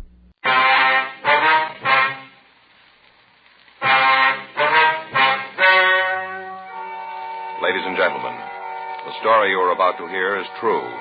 The names have been changed to protect the innocent. Dragnet is brought to you by Chesterfield, made by Liggett & Myers, first major tobacco company to give you a complete line of quality cigarettes.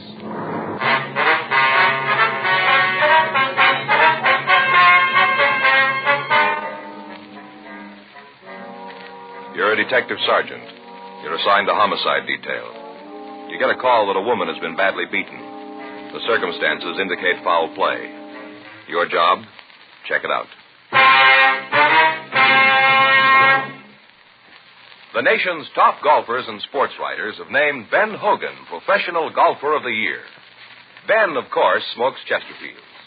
But let's hear what he has to say about them himself. I'm a Chesterfield smoker and have been for 7 years. The reason's simple. Chesterfield is the best for me. They're milder, and they taste great. Try them yourself. Take that suggestion from Ben Hogan today. Try Chesterfield, regular or king size. They're low in nicotine, highest in quality, really mild, really satisfying. Chesterfield, best for you.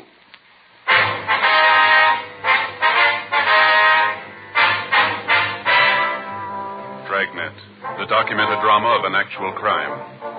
For the next 30 minutes, in cooperation with the Los Angeles Police Department, you will travel step by step on the side of the law through an actual case transcribed from official police files. From beginning to end, from crime to punishment, Dragnet is the story of your police force in action.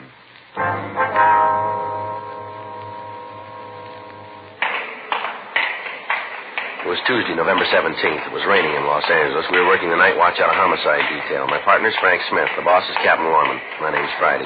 We were on our way back from the main jail, and it was 11:27 p.m. when we got to room 42. Homicide. We gotta get that car radio fixed, Joe. It's getting worse all the time. Yeah, well, we can take it over in the morning. Thing almost knocked me right out of the seat when I called in tonight. As soon as you press the button, bang, you get a shock. Yeah, when I was out with Lopi yesterday, he picked up the mic, and I thought he was going to climb right out of the window. Yeah, well, that's pretty funny as long as you don't have to use the thing. Well, it must be a short someplace, huh? Gotta get it fixed. You know, I must have used $1 worth of dimes calling in today. If this keeps up, I'm going to have to give up lunches. Well, that wouldn't hurt you either. That's not kind, Joe. I've lost 7 pounds in the last 2 weeks. Where? I'm going to see about a transfer. Well, let's finish up this report so we can get out of here. What do you say? Okay, I'm with you. Hot shot, I get it.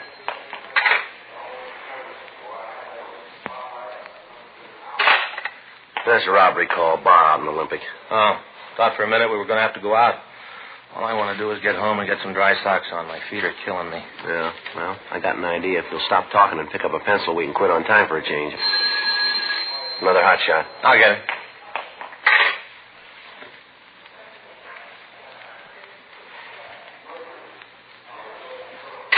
Get your hat. Beating out in Hollywood. Yeah? Woman found her laying in the gutter. She's still alive? Was when they got the call. We better step on it, though. They don't know how long she's going to last.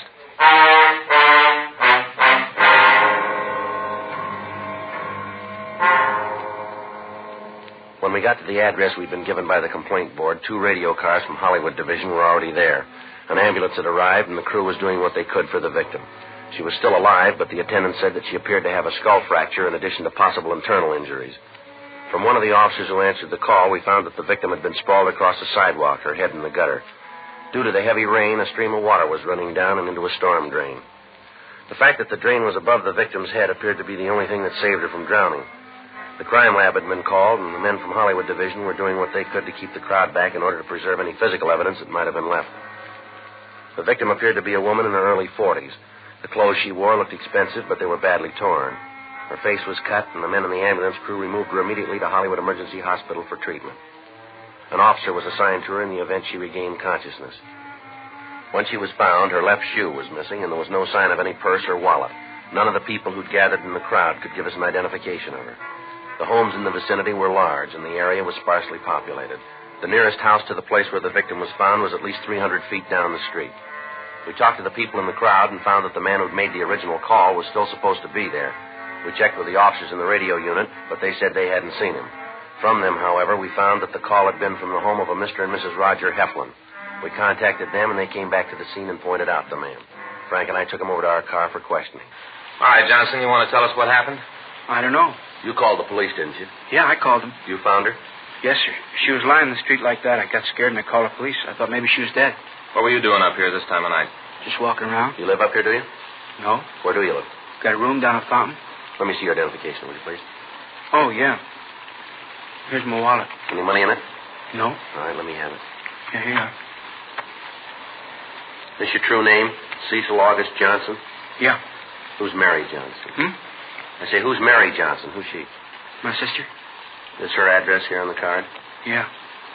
Hey, you aren't going to call her, are you? You aren't going to call her. Why?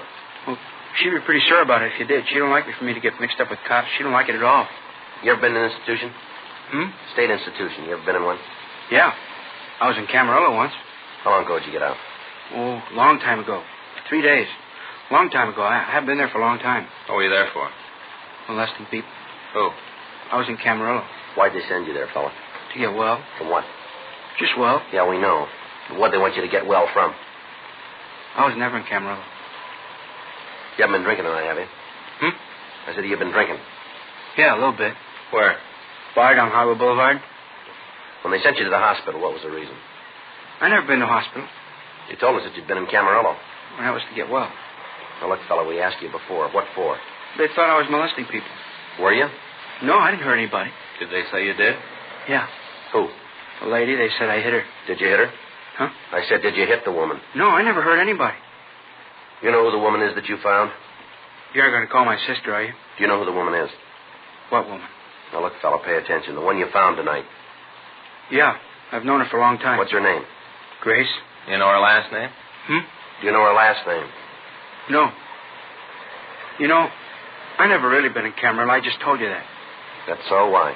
I don't know. Just sometimes I like to do things like that. I don't have no reason. I just like to do it. Like, once I told my sister I killed a man. She almost fainted. I just like to do that once in a while. Things get dull. I like to get them started. Where'd you meet Grace? Bar down in Hollywood. I go in there all the time. I met her there.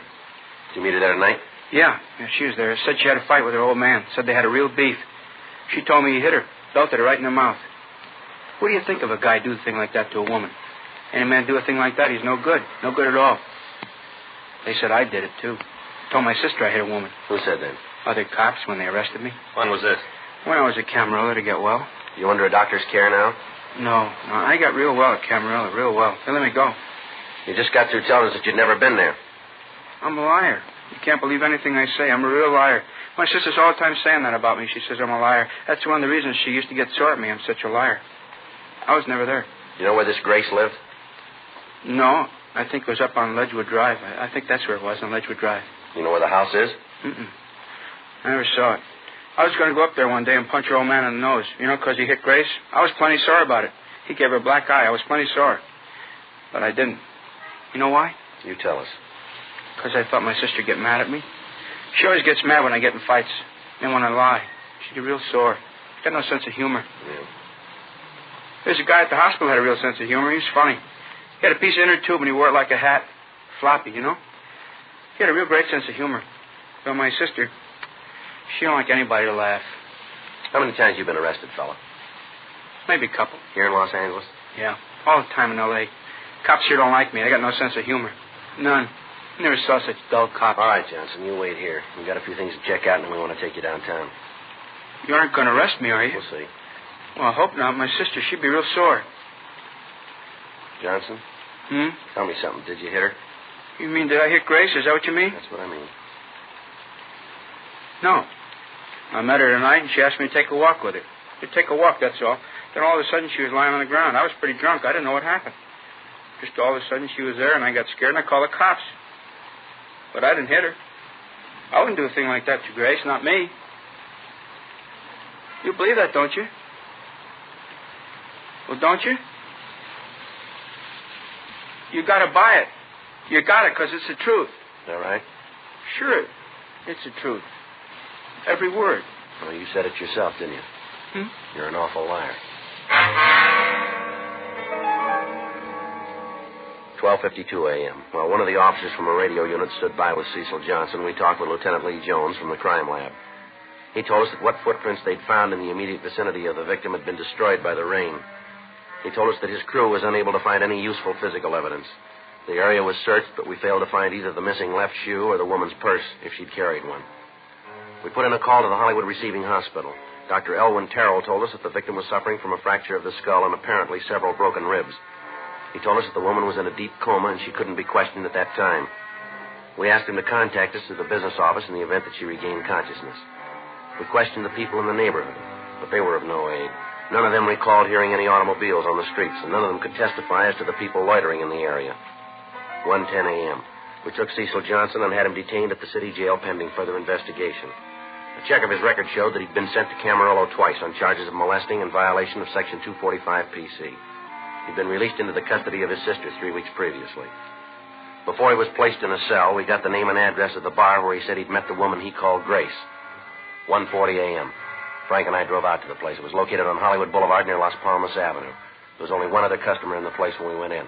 The bartender was cleaning up for the night. What'll it be? We're looking for Emil. I'm him. What do you want? It's not about that lousy Jackie, is it? What's that?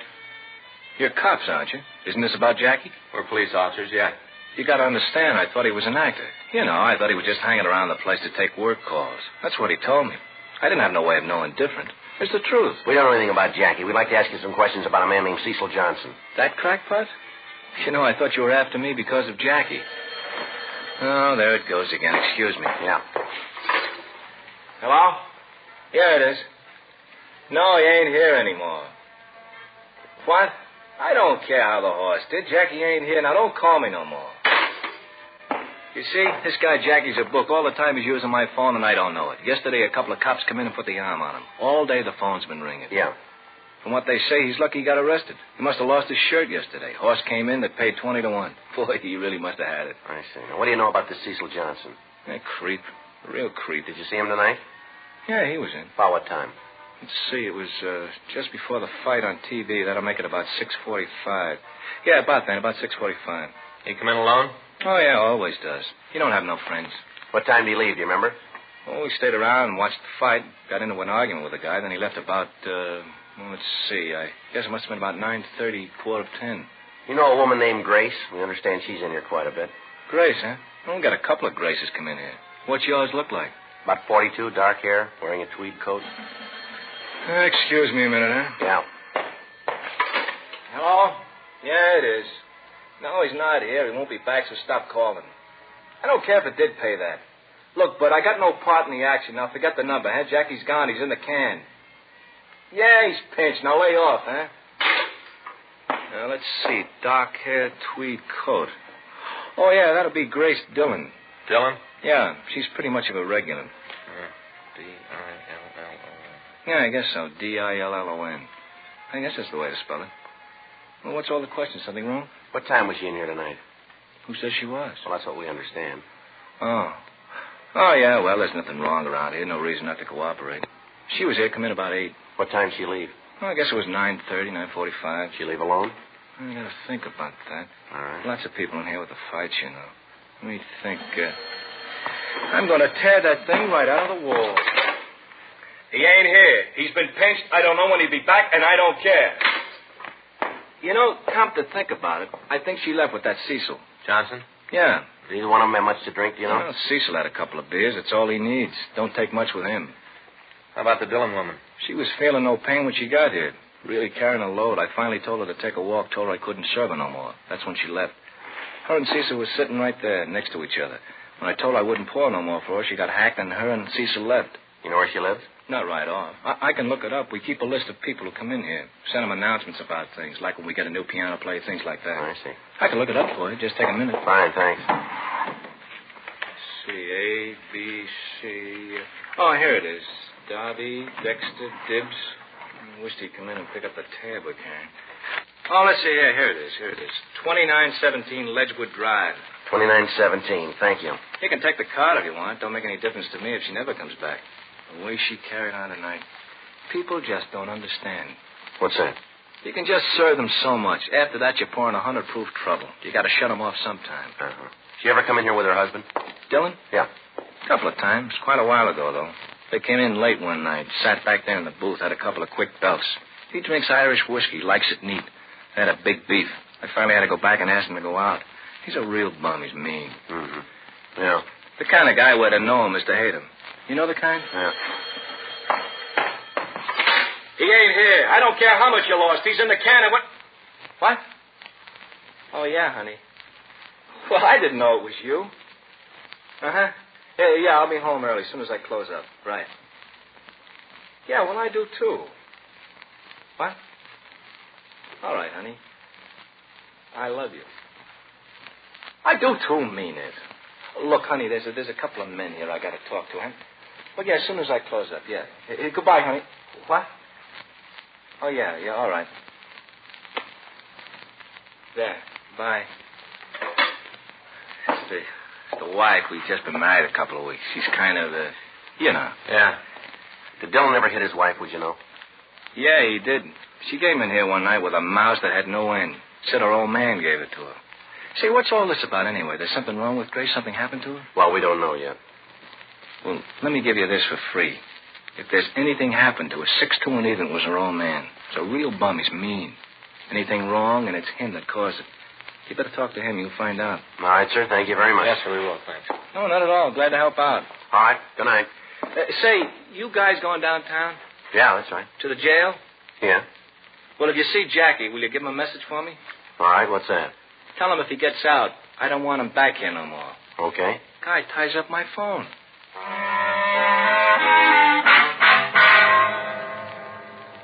2:26 a.m. We got a description of the victim's husband and checked the name through R&I. We were unable to come up with any criminal record on him. Frank and I drove out to the address given us by the bartender. It was a large English stucco house 5 blocks from where Grace Dillon had been found. We rang the bell and waited. An elderly woman answered the door and told us that Herman Dillon was not in. She explained that she was a babysitter and that she'd been called to take care of the couple's 3 children. She went on to say that Mr. Dillon had left the house at approximately 10:15 p.m. and had not yet returned. We called the office and arranged for a stakeout to be set up on the house. While we waited for the officers to arrive, the babysitter told us that the Dillons had constant fights. She said that on several occasions, Mr. Dillon had threatened to kill his wife if she didn't spend more time at home taking care of the children. She went on to explain that there'd been an argument that evening, and that after a loud fight, the wife had left the house. After she'd been gone for over an hour, Herman Dillon left to find her. 3:02 a.m. The officers arrived. We asked them to wait for the husband to return and then to notify us immediately. Frank and I drove downtown and checked into the crime lab. We talked with Lieutenant Lee Jones regarding his findings. He told us that he'd gone over the victim's clothing, but he was unable to find any physical evidence to help us in finding her assailant. 3:46 a.m. We checked into the office and put in a call to the hospital. How do you spell that, Doc? Huh? A-D-E. Yes, sir.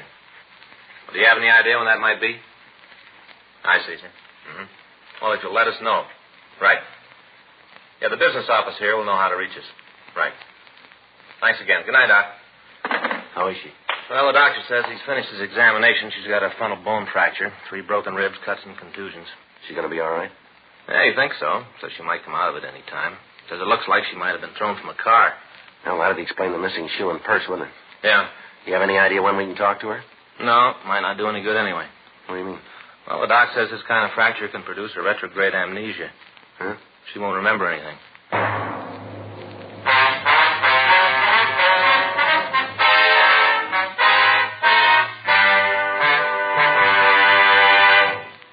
You are listening to Dragnet, the authentic story of your police force in action. It's taking place at your dealers, cigarette dealers coast to coast. Smokers by the thousands are now changing to Chesterfield. Join them today, and you'll be smoking the only cigarette that gives you proof of low nicotine, highest quality. I want you to know that's a matter of record. And so is this. As I've been telling you, Chesterfield is the only cigarette with this proven record with smokers. No adverse effects to the nose, throat, and sinuses from smoking Chesterfields. Good reasons why you should change to Chesterfield? You bet. Ask for Chesterfield. Regular or king size, best for you.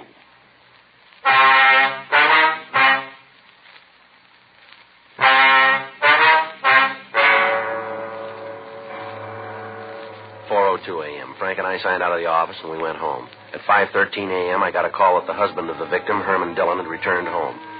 The officers who called said that they were bringing him down to the city hall. I got in touch with Frank, and by the time we got to the squad room, Dillon was already there. He appeared dazed and acted as if he'd been drinking heavily. We sent out for some black coffee for him. He apparently didn't know what had happened to his wife. What's all this about, anyway? What are you dragging me out of my house like this for? Got a few questions we want to ask you, Dillon. What do you got that's so important you got to go through it at 6 in the morning? When did you see your wife last? About 7:30 last night. Why? How do you and your wife get along? We've been married for 10 years. It's not much of an answer, mister. You're not married. Been married 10 years and it's an answer. Been married 10 years, it's all the answer you need. Well, maybe you better spell it out for me. After that long, you have a few disagreements. Bound to. You know, being together all that time. You and your wife have a disagreement last night, did you? Yeah, we had a discussion. What about? I don't think that's any of your business. Yeah, well, maybe it is. Now, what'd you argue about? Running around. Wasn't a real argument, just a discussion. The way we got it, it was more than that. And you got it wrong. We heard you hit her a couple of times. That's a lie. I might have shoved her a little. She had it coming, though, all the time running around. We got 3 kids, 3 little kids, and she doesn't care that for them. Always going out, hanging around those cheap bars, boozing it up. I came home the other night. She'd walked out and left the kids all alone, all by themselves. Didn't even get a sitter for them. Where you been tonight? Why? Why you have to know that? You want to tell us? Yeah. After Grace and me had the fight, she walked out. I waited for her to come home. Then when she didn't, I went out to find her. Did you? Did you find her? No, I looked all over for her. All the bars along the boulevard, but she wasn't there. Where you been since the bars closed? Walking around. In all this rain? Yeah. I've been trying to figure out what to do, trying to make up my mind. About what? What I should do with Grace. Things can't go on like this. They just can't. We've heard from some of your wife's friends that you made threats in their life. Is that right? Who told you that? We just heard it. Is it true? Yeah, I suppose so. If I'd have found her tonight, I'd have maybe killed her. I've never been so mad before. You see anybody you knew tonight? What? When you were walking around, did you see anybody you knew? No, why? When you got no way to prove where you were. Why'd I have to do that? Might make things easier on you. Hey, what's this all about, anyway? Why are you asking all these questions about me and Grace? What are you trying to say? Where is Grace, you know? Yeah? Well, where is she? What's happened to her? She's in the hospital. She had an accident. It's pretty bad. What kind of an accident? Looks like she was beaten. And you think I did it? Might have been you. She lied? Yeah. You think I beat her up? Did you? No, I maybe wanted to, knock some sense into her, but I didn't do it. You prove where you were tonight? Why? Can you prove where you were? No, I don't even know myself. Hey, you really think I did it? That's what we're trying to find out. You know, I was pretty drunk tonight. I got real loaded. That's a terrible part. Yeah, let me see your hands, will you? Why? Let me see them. All right. Put them up there, both of them. Here. Where'd you get those bruises? I don't know. I don't remember. You better try. This is pretty important. I told you I was drunk. There's only one thing that'll put bruises like that on your hands. Yeah? You hit something pretty hard.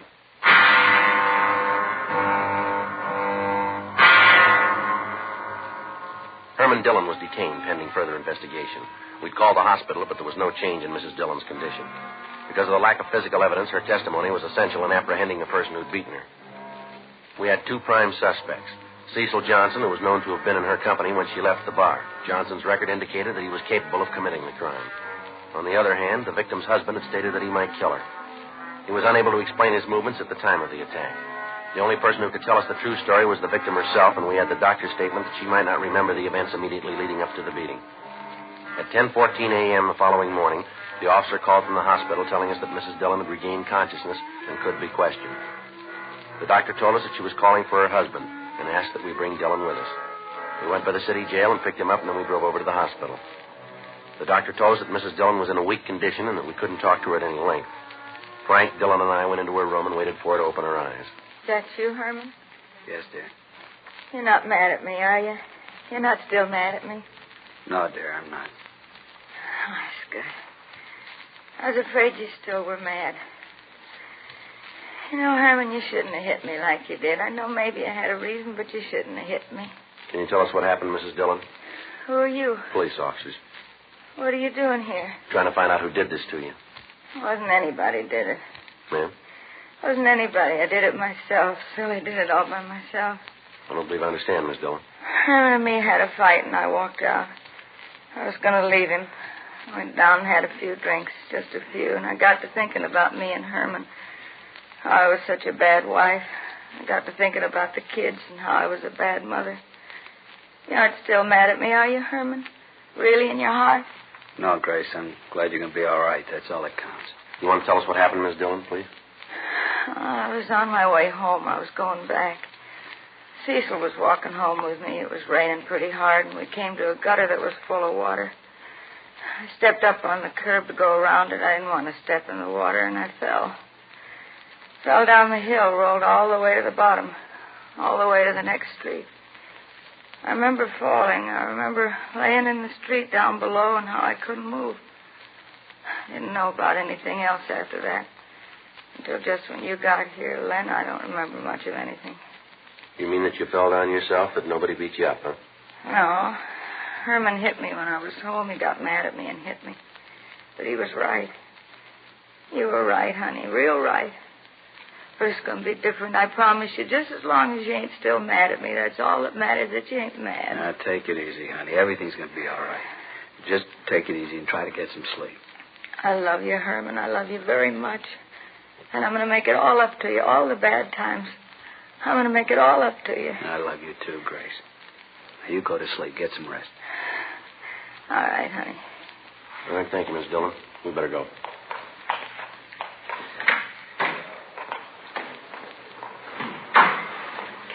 You going to want me anymore, Sergeant? No, I don't think so. Wonder if she means it. If she really does. What's that? About making it up to the kids, how things are going to be different. Well, I don't know. She said she would. That's just it. She said it so many times before.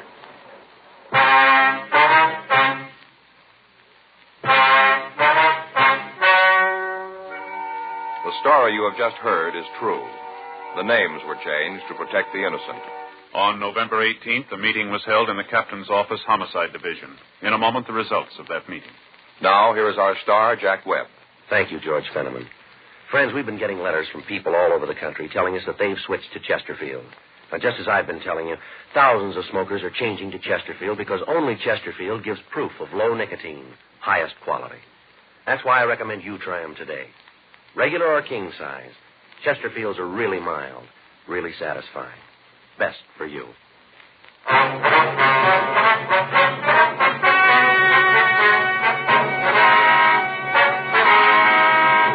Since no crime had been committed, no legal action was taken against Mr. and Mrs. Dillon. Cecil August Johnson was removed to Room 5, Georgia Street Receiving Hospital for further psychiatric examination.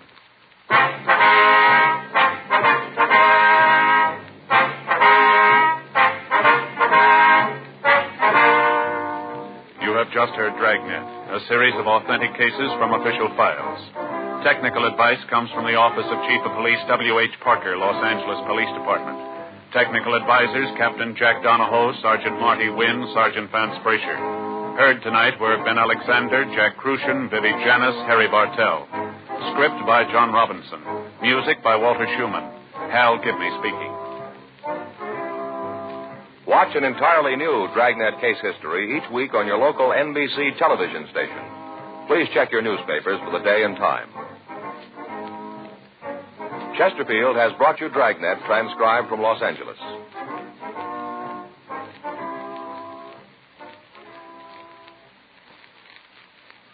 Have you tried new cork tip Fatima? It's the smooth smoke with Fatima tips of perfect cork.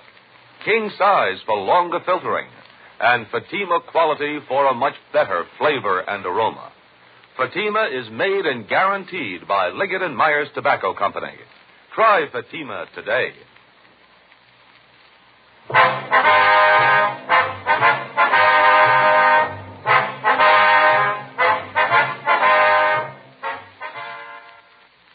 Hear Frank Sinatra as Rocky Fortune tonight on the NBC Radio Network.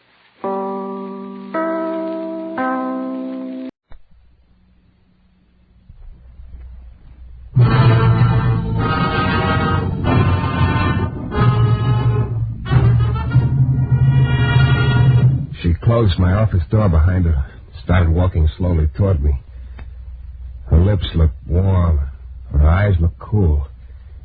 Matter of fact, everything about her looked awfully good to me, except for one thing. That big black gun she was pointing at my belt buckle.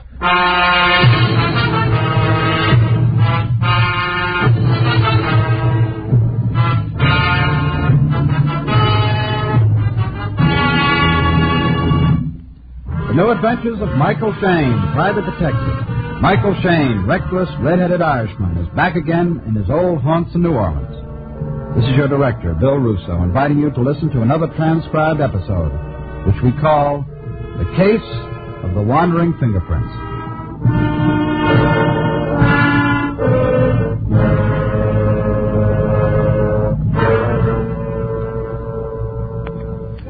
Yeah, what'll it be, Bud? Huh? Oh, nothing. I'm just waiting for somebody. Nothing. Look, Mac, you're in a bar. People usually drink in bars. That's what we're in business for. Okay. Give me a bottle of pop. A what? A bottle of pop. That's what I thought you said. Look, Junior, do you mind? No. Thanks. Mike Shayne? Yeah. I'm Ziegler. Bring your drink over to the table here. Okay.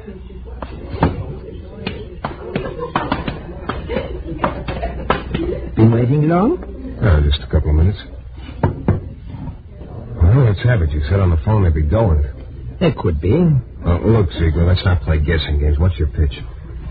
You and I are going to be partners, Shayne. Partners? What do you mean? I've got a little proposition you are going to go for. You know, you sound awful sure of yourself. Oh, I am. Well, let's have it. All right. Know anything about electrolysis? Look, I'm no chemical engineer. I am, sort of. Enough of one to have figured out this process. Look, will you do me a favor? Start at the beginning. All right.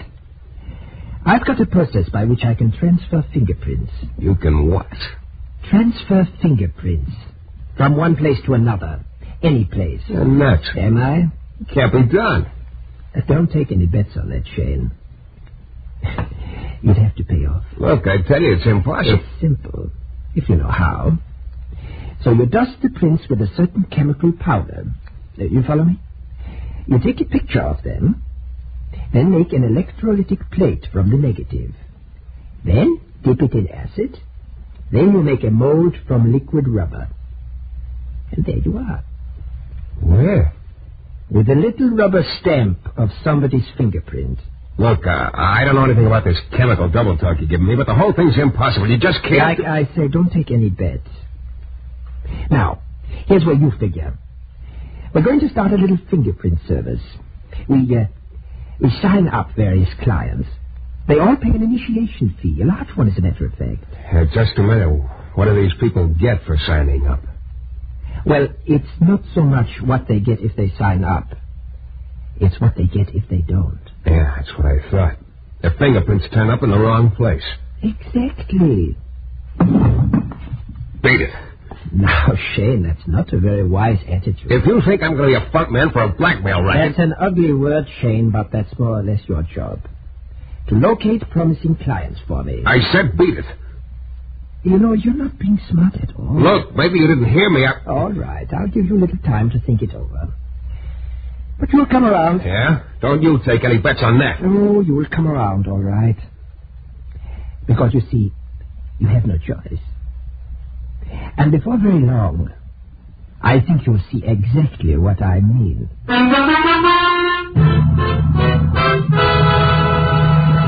In a moment, we'll return to Mike Shayne and the case of the wandering fingerprints.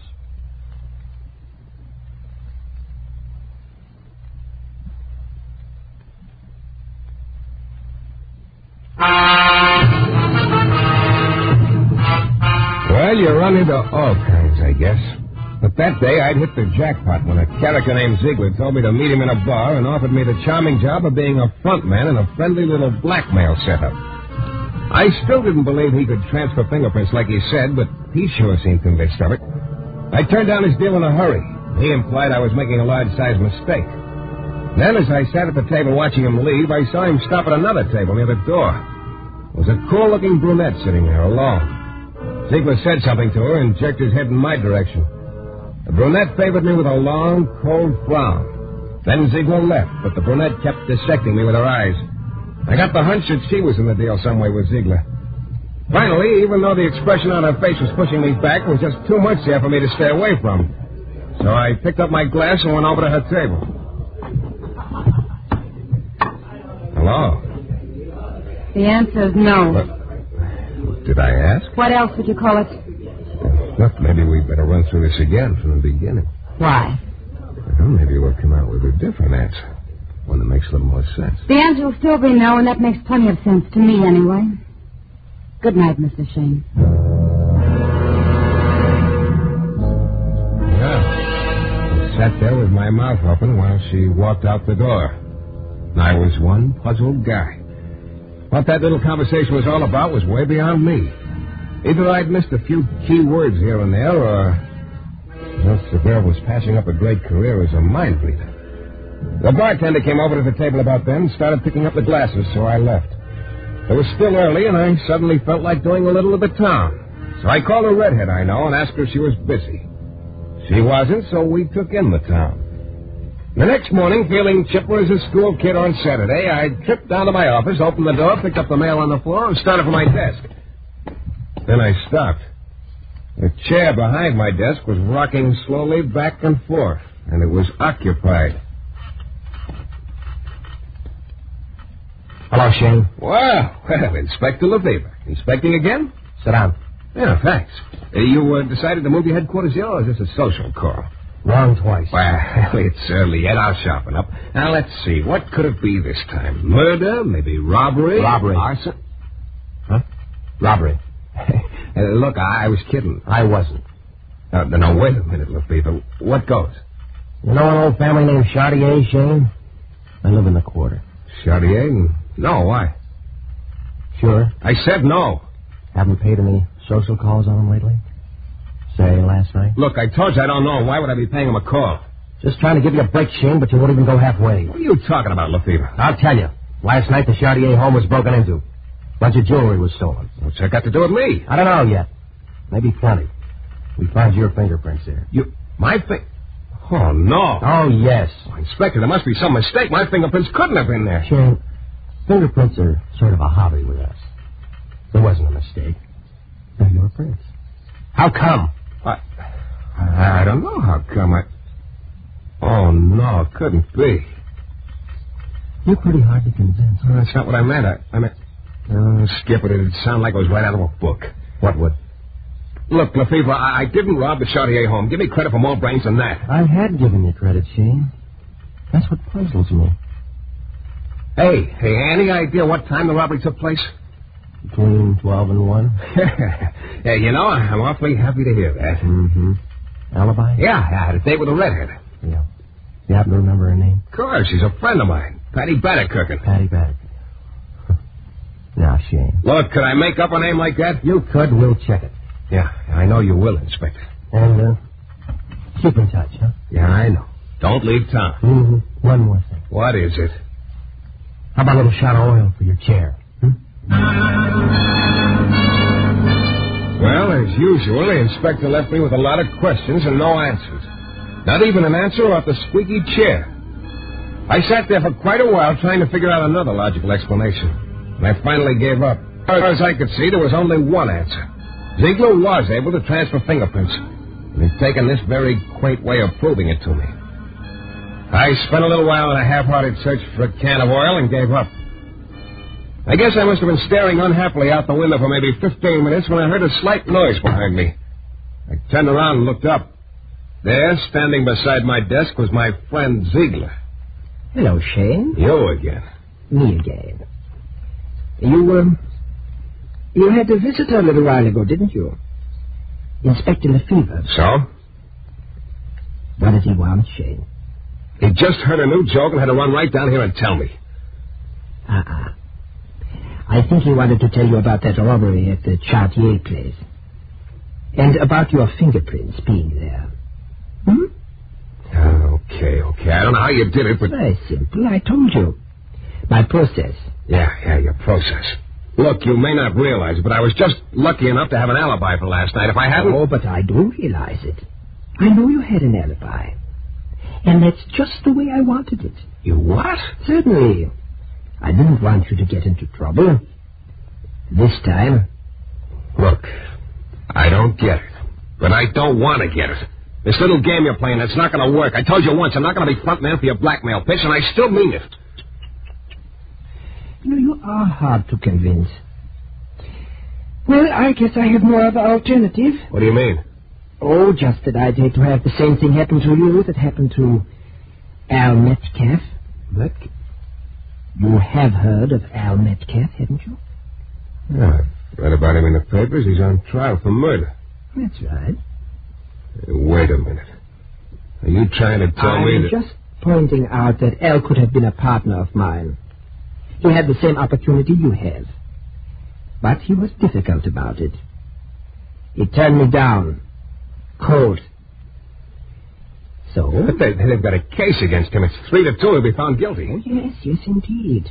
And it's interesting, isn't it, that most of the case against him is his fingerprints at the scene of the crime. You mean you You planted them? I wouldn't want that to happen to you, Shayne. So don't keep me waiting any longer. You don't exactly leave me much choice. Right. So you're my boy, Shayne. From now on. And don't ever forget it. Inspector Lefebvre's already had you on the carpet for robbery. Think of the fun he's going to have when he gets you for murder.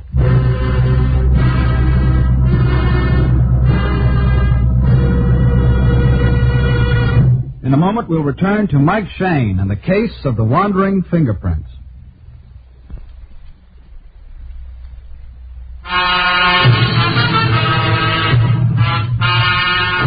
Well, it all started when a character named Ziegler offered me a partnership in a fingerprint-planting blackmail corporation. I declined without thanks.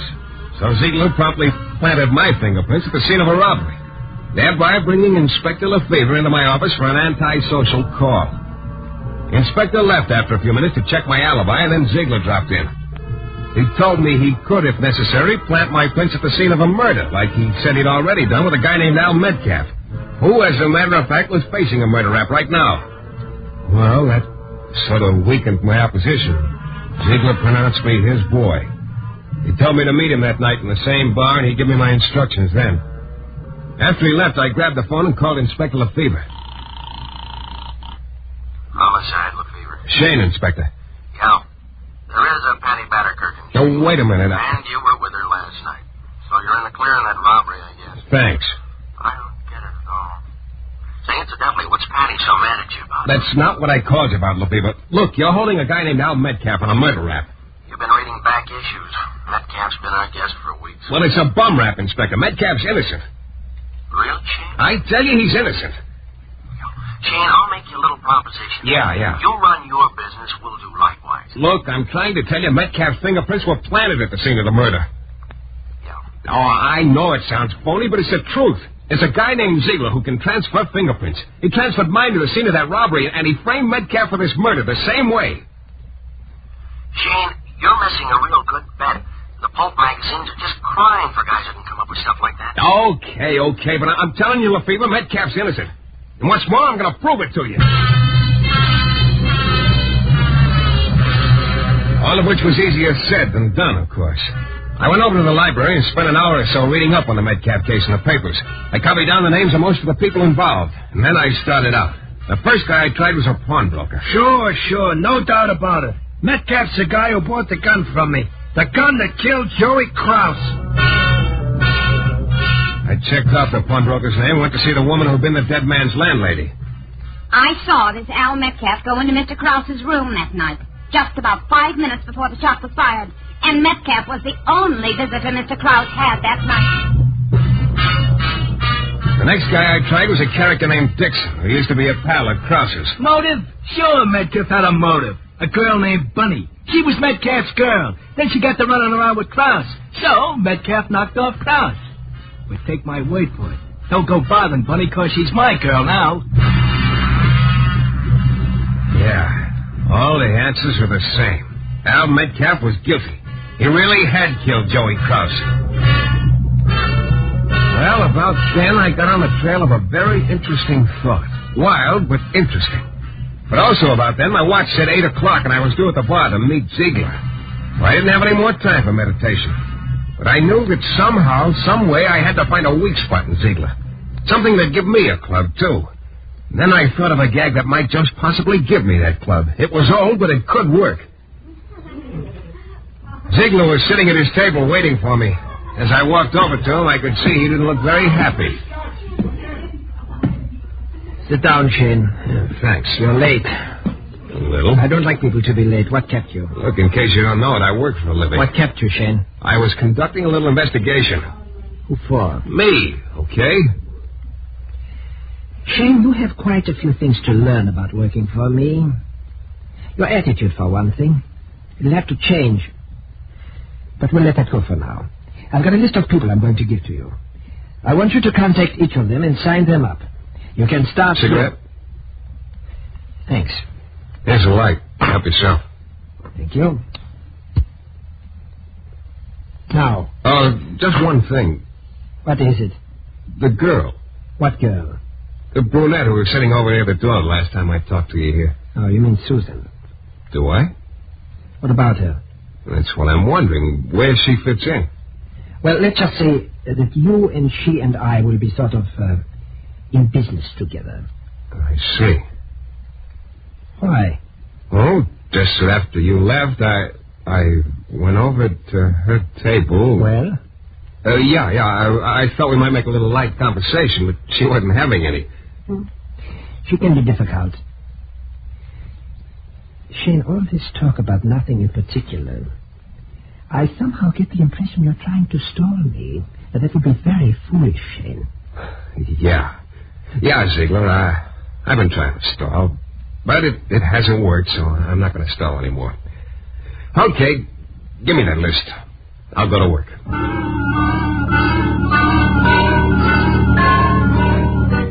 He grinned, gave me the list, and left. Yeah, I was right. I wasn't going to stall anymore. Because that stray thought I'd started working on before had come back. And what brought it back was my remembering I'd taken my drink over to Susan's table that time before. Yeah, I was pretty sure I had the answer now. But pretty sure wasn't sure enough. I scooped up my cigarette lighter and went down to police headquarters. I dropped the lighter off in one of the offices so the boys could admire it. And then I went to see Inspector Lefebvre. Oh, that boy just loved to swing back and forth in desk chairs. He was at it again. Come down to tell me why Patty, what's her name, is mad at you, Shayne? I came down to tell you I was wrong, Inspector. About Patty? No, about Al Metcalf. He's guilty, all right. Well, now, that's real good to know. Look, Metcalf's fingerprints were at the scene of the murder, huh? Where were they? Plastered all over the place. Yeah. Now, my fingerprints were at the scene of that robbery at the Chartier house. Mm-hmm. Where were they?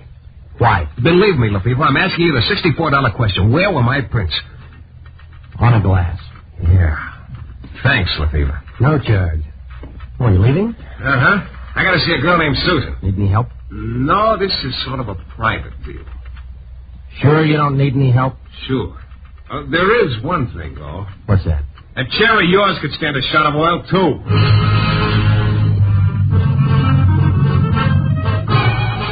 I walked out before he could think of an answer, but I had to hurry. I picked up my lighter and a few interesting facts with it and went back to my office. I tried to figure out how I was going to find Susan, but I needn't have bothered, because just about then my office door opened. In came Susan. She closed the door behind her and started walking slowly toward me. Her lips looked warm and her eyes looked cool.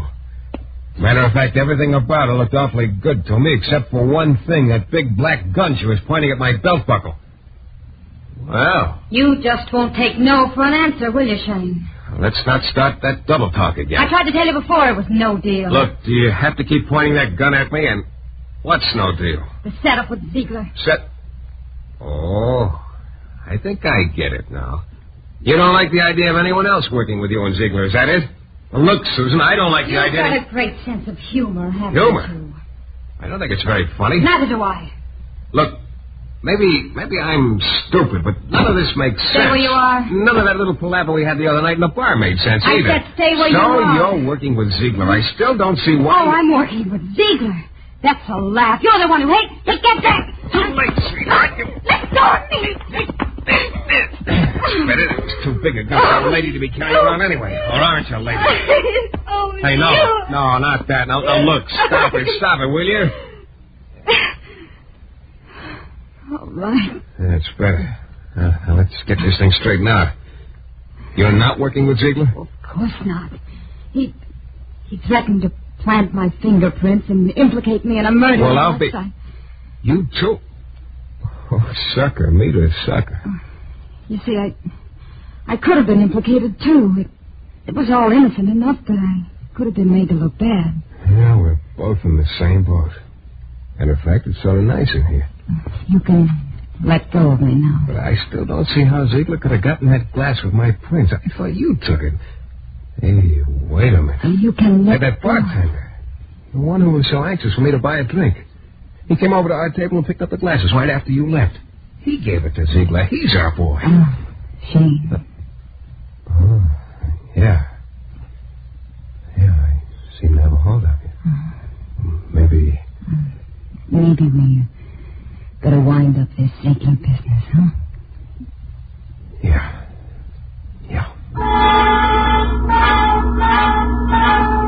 Well, with an incentive like that, how could I lose? I charged over to the bar, but the bartender I was looking for was off duty. I got his address, though, and went over. Yeah, what's up? Oh, it's you. Yeah, it's me. You don't want to beat it, man. I'm coming in. Cut it out. Come on, kid. Ziegler. Close the door, Jim. Okay. And Shayne, back up against that wall over there. Well, looks like I hit the jackpot, Ziegler. Yes. And it's such a pity, too. Because this machine isn't going to pay off with anything except a slug.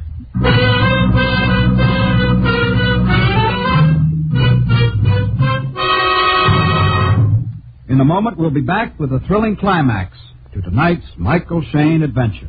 Well,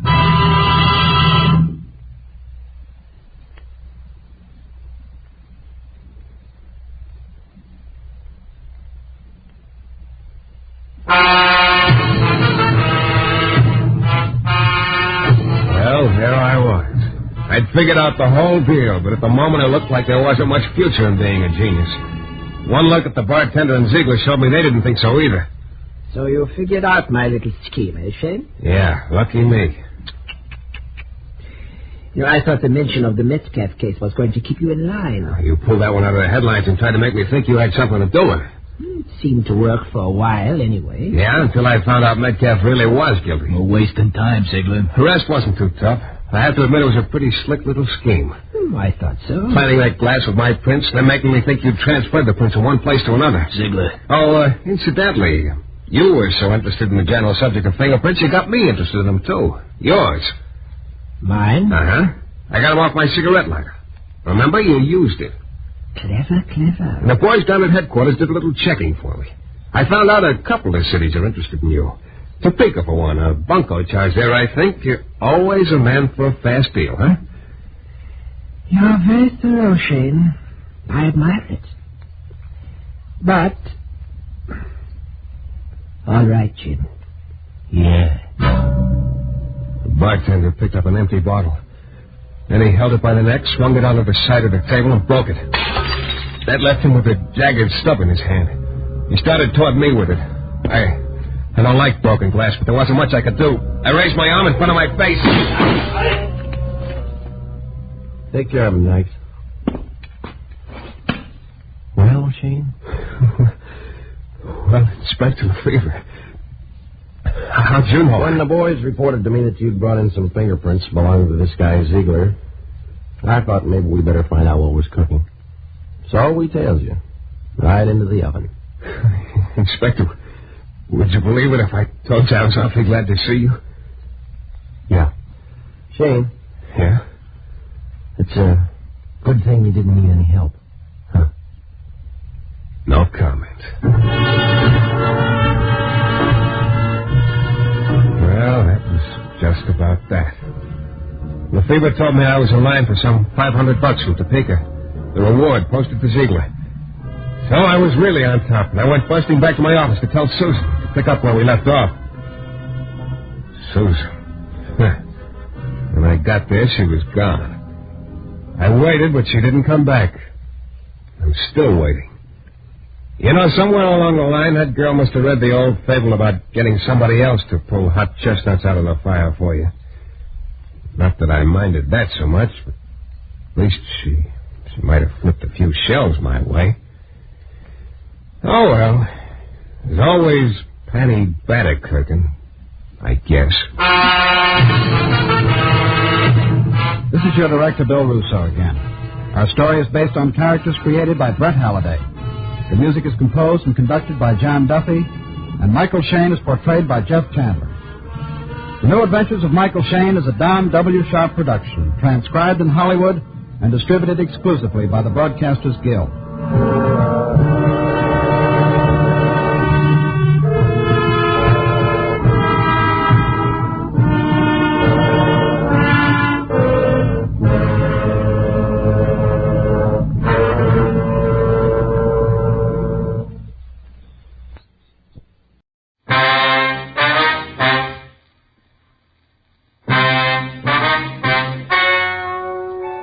Ladies and gentlemen, the story you are about to hear is true.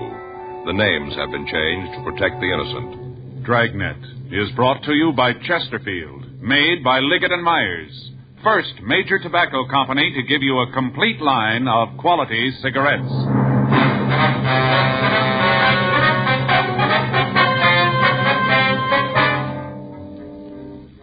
You're a detective sergeant. You're assigned to juvenile detail. For the past 2 weeks, there have been rumors of a teenage gang war taking place in your city. You don't know when it's going to start. You don't know where. Your job, stop it.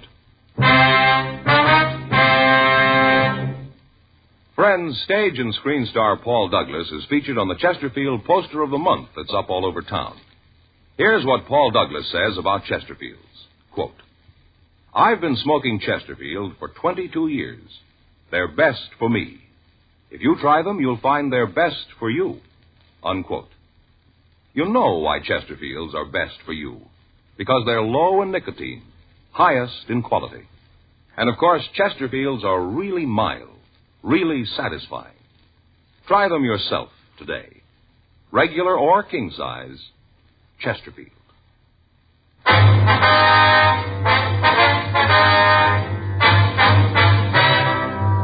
Dragnet, the documented drama of an actual crime.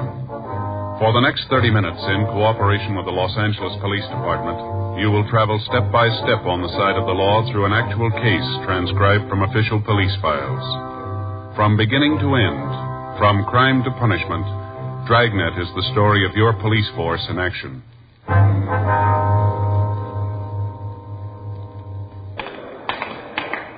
It was Tuesday, September the 8th. It was warm in Los Angeles. We were working the night watch out of juvenile detail. My partner's Frank Smith. The boss is Captain Powers. My name's Friday. We just transported a prisoner from the main jail, and it was 10:39 p.m. when we got to Georgia Street Juvenile. The interview room. Sit down, Angelo. Yeah. What they call you, Angie? Yeah, Angie. Why'd you tell the officers who arrested you that you were 18? How'd they find out different? All they had to do was check your record. Well, it don't make any difference. Some of them say 16, some say 17. They're all different. You're 17, though, aren't you? Yeah, 17. All right, you want to tell us about this burglary? I told the other guys. Ain't that enough? We want to hear it. Well, figure if you tell it once, that's enough. They copped out. I told them all about it. Why don't you ask them? All right, boy. Give us a story. You got a match? It'd be better if you don't smoke, don't you think? Well, my folks don't care. They let me smoke. The law doesn't until you're 18. Oh, yeah. Come on, Angie. Tell us about it. Nothing to tell. Me and a couple other kids broke into a house. That's all there is to it. We just broke into the place. What about the stuff you took? I told the other two guys all about that. The officers from burglary? Yeah, they said it was from Central. I told them all about it, everything. You show them where the plant was? I told them. I didn't go there, though. I just told them. What'd you steal? Huh? The things you stole. Name them for us. Just different stuff. You know, like you find in a house, all kinds of stuff. Was there an electric mixer? Yeah, good one. You know, with orange juice attachment. Good. What else? Electric razor, some silverware. What kind of silverware? You know, like you eat with. Was there a silver tea service? A what? A tea service, you know what I mean? If I knew, I wouldn't ask you. Like a coffee pot with legs, a lot of scroll work on it, silver, you know. Oh, yeah, I know. Oh, was there one of those? No. How about a German Luger? You mean a pistol? That's right. No, there wasn't one of them. Hey, you guys gonna let me out tonight? No, you'll be held here. Well, I thought you was gonna let me go tonight. How about my folks? They know I'm here? We haven't had a chance to notify them yet. Where they live? Down on Wall. They have a phone? I thought you always told them when you picked up a kid. You were booked as an adult. Oh, yeah. You fenced any of the stolen merchandise yet? No, we just got it last night. We just broke into the house then. Haven't had a chance to fence it. The other officers say they're going to pick it up? Yeah. You got a job? What? I said, are you working? I told you I did. Where? Place down on East 5th. What do you do? I'm a messenger, ride a bike, deliver things. You working there now? I'm here now. You know what I mean. No. You're not working then. The boss and me had a beef. He's moody one, too. Real moody. Your parole officer know you lost the job? I never told him. Well, maybe he found out. Maybe that's why he was sore at you. Yeah. You been reporting regular? Yeah, pretty much. What's that mean? Once in a while, a couple of times I missed. Just a couple. Don't have to make a federal case out of it. My parole officer know about this arrest? I think he's been notified. How many times have you been arrested? I don't know, maybe 6, 7. You ever been to camp? Yeah, I was there. What for? Truancy. How long were you there? A couple of weeks. And I broke out, and they sent me to Preston. I'm on parole now. You can't let me out tonight, huh? We'll book you and notify your officer. What's his name? Lockridge. He's a moody old guy. Hope he ain't in the mood when he sees me. Rough if he's in a mood. All right. Yeah. Like he came down to see me one day and asked me how I was doing. I told him fine. I had a job. I was doing fine. He says, that's good, Angie, like that. That's good. Tells me how fine I'm doing. Yeah? Next day he comes to my house and reads me off. Says I'm a bum. I'm no good. All like that. Moody. Why'd he read you off? I don't know. Didn't he tell you? No, he just came in and yelled at me. I wasn't doing anything. He's moody. You belong to a gang, Angie? Huh? I said, do you belong to a gang? Yeah, we got a club. I belong to that. What's the name of the club? Little Wall Street Gang. You heard of it? No. Good club. You sure you ain't heard of us? No. How about you? No. Your gang fight much? What do you mean, fight? Well, you ever get mixed up in gang wars, anything like that? No, not us. We've been in a couple of street fights, maybe. You know, some kids come over to where we are and start trouble, but we never been in no gang wars. We got a good gang. You know anybody that belongs to Pink Rats? A couple of guys. I don't know them real well. Who are they? I told you, I don't know them real well. Just to know them when I see them, you know, like that. You don't know any of the names, huh? I think one of them's called Pinky. That's all I know. Look, why are you asking me about them? Well, we got a rumble that they're cooking up a gang war. Wondered if you knew anything about it. Where'd you hear it? We did. You know anything on it? No. You sure? I told you. I wouldn't tell you if it wasn't right. Now, look, Angie, if this thing breaks loose, there's going to be a lot of kids hurt. If you got no part in it, why don't you give us a story? I'm giving it to you. Ain't nothing more I can tell you. Didn't hear nothing about no war. I told you I belong to the little Wall Street Gang. We don't get mixed up in no wars. A couple of street fights, maybe, but no wars. You going to stand on that? I haven't got any other way. What did you hear? Huh? What did you hear about the rats? About the war, I mean. Who are they going to fight? Well, the way it comes to us, they're going to cut into the orchids. You mean from the south side? Yeah. They're rough guys. That's what we hear. How did it start? What do you mean? What's the beef? The orchids won't go that far away from home to stage something. Got to be a reason. You guys know what it is? Well, the way we got it, a girlfriend of one of the orchid gang moved over into the Pink Rat territory. She started to go with one of the rats. The orchids didn't like it, so they drove over one night and beat up on one of the rats. The next night, the rats went over the south side and kicked around one of the orchids. That's the way it started. A couple of nights ago, one of the rat kids was riding down the street on a motorbike. A car full of orchids came up alongside the boy, and before he could do anything about it, they wrapped a piece of bicycle chain around his head. Kill him? No. He's still in the county hospital. He's not doing too well. We got word there's going to be a party this Saturday night at one of the rats' house. They figure maybe that's where the trouble's going to be. You're not throwing any coconuts at me? What? This is for real? It's the way we get it. Those kids get started, and somebody's going to get hurt real bad. Maybe a lot worse than you got it figured. What do you mean? I heard about the job the orchids did last week. Yeah? They broke into a place and cleaned it out. Must have been for Saturday night. How do you mean? They stole a couple of rifles. Something worse. Yeah? 12-gauge shotgun. 10:45 p.m. Angelo Marcal was rebooked at Georgia Street Juvenile on a charge of burglary. His shoes and his belt were taken from him, and he was held in detention. We put in a call to his parole officer and told him what had happened. After that, we drove by Marcal's home to inform his parents of the arrest, but we found nobody there. We left our card with a notation asking them to call us when they returned. Before the Marcal boy had been placed in the cell, we'd gotten a description of the boy he knew as Pinky. After trying to contact Marcal's parents, we went up to the second floor of the juvenile division and had the record bureau check the nickname and description. We came up with 3 possibles. We pulled the mug shots of the boys and showed them to Angelo Marcal, but he was unable to give us an identification. It was difficult to tell if the boy was lying or telling us the truth to try to cover up for the members of the Pink Rat Gang. The following afternoon, Wednesday, September 9th, Frank and I checked into the office, and then we drove out to see the parents of the Marcal boy. They still hadn't returned, and the neighbors told us that they had seen the couple drive away early Monday morning without giving any indication as to when they might return. We asked the woman who lived next door to call us when they did come back. 4:40 p.m., we drove over to the east side of town to check on the 3 possibles named Pinky that we'd turned up the previous night. All of the boys were able to prove to our satisfaction that they were not the Pinky we were after. We talked to the youngsters in the neighborhood, asking them if they knew anything about an expected gang war. Either they didn't know anything about it or they wouldn't tell us. 6:15 p.m., we went back to the office and put in a call to Central Burglary. Yeah. We haven't got the exact date. The way we got it, there are a couple of rifles taken and a 12-gauge shotgun. No, and a 12-gauge shotgun. Yeah. Sure, I'll wait. They're checking the reports now. This is one tip I'd like to have turned bad, wouldn't you? Yeah, I'm with you. Yeah, Rex. Mm-hmm. That'll be the 30, huh? Yeah. What's that? Yeah, I guess it might be. Won't help if it is. Right. Let us know, huh? Right. I got the reports. Guns were stolen on Tuesday, August 30th. I still haven't been able to get anything on it. Rifles were 30-06s. Deer rifles, huh? Yeah. Olson says he got another report last night. Might mean something. Yeah. Hardware store broken into. What'd they take? 4 boxes of 30-06 ammo, 3 boxes of 12-gauge cartridges. It might have been a coincidence, but if it wasn't, the Orchid Gang was armed with 3 guns and 225 rounds of ammunition, enough to start and sustain a small war. 6:35 p.m., we contacted Lieutenant Hartgrove, the night watch commander, and he assigned 2 other teams of officers to work with us. In addition to the juvenile officers, radio units out of Metro Division, reserves, joined us in the search for members of the Orchid Gang. The streets in the area were combed. Citizens in the area were questioned, but they failed to supply any information on the boys who belonged to the gang. The satin-embroidered jackets the members of the Orchid Gang wore had disappeared from the streets. At 12:01 a.m., the search was called off, and a broadcast was put out to the regular units in the area to be on the watch for any gang activities. 12:47 a.m., we got in touch with Rex Olson in Central Burglary. He told us that the crime lab had failed to come up with any physical evidence on the theft of ammunition from the hardware store. 1:20 a.m., Frank and I checked out of the office and we went home. The following morning at 8:30 a.m., we got in touch with a juvenile informant, and he was able to give us more information on the expected gang war. He told us that the fight was set for Saturday night. He was unable to give us the exact address of the party that was to be crashed, but he did give us a general idea of the location. He was also able to give us the name Pinky Eggers and his address. He told us that the Eggers boy was the leader of the Pink Rats and might be able to give us information on the membership of the Orchid Gang.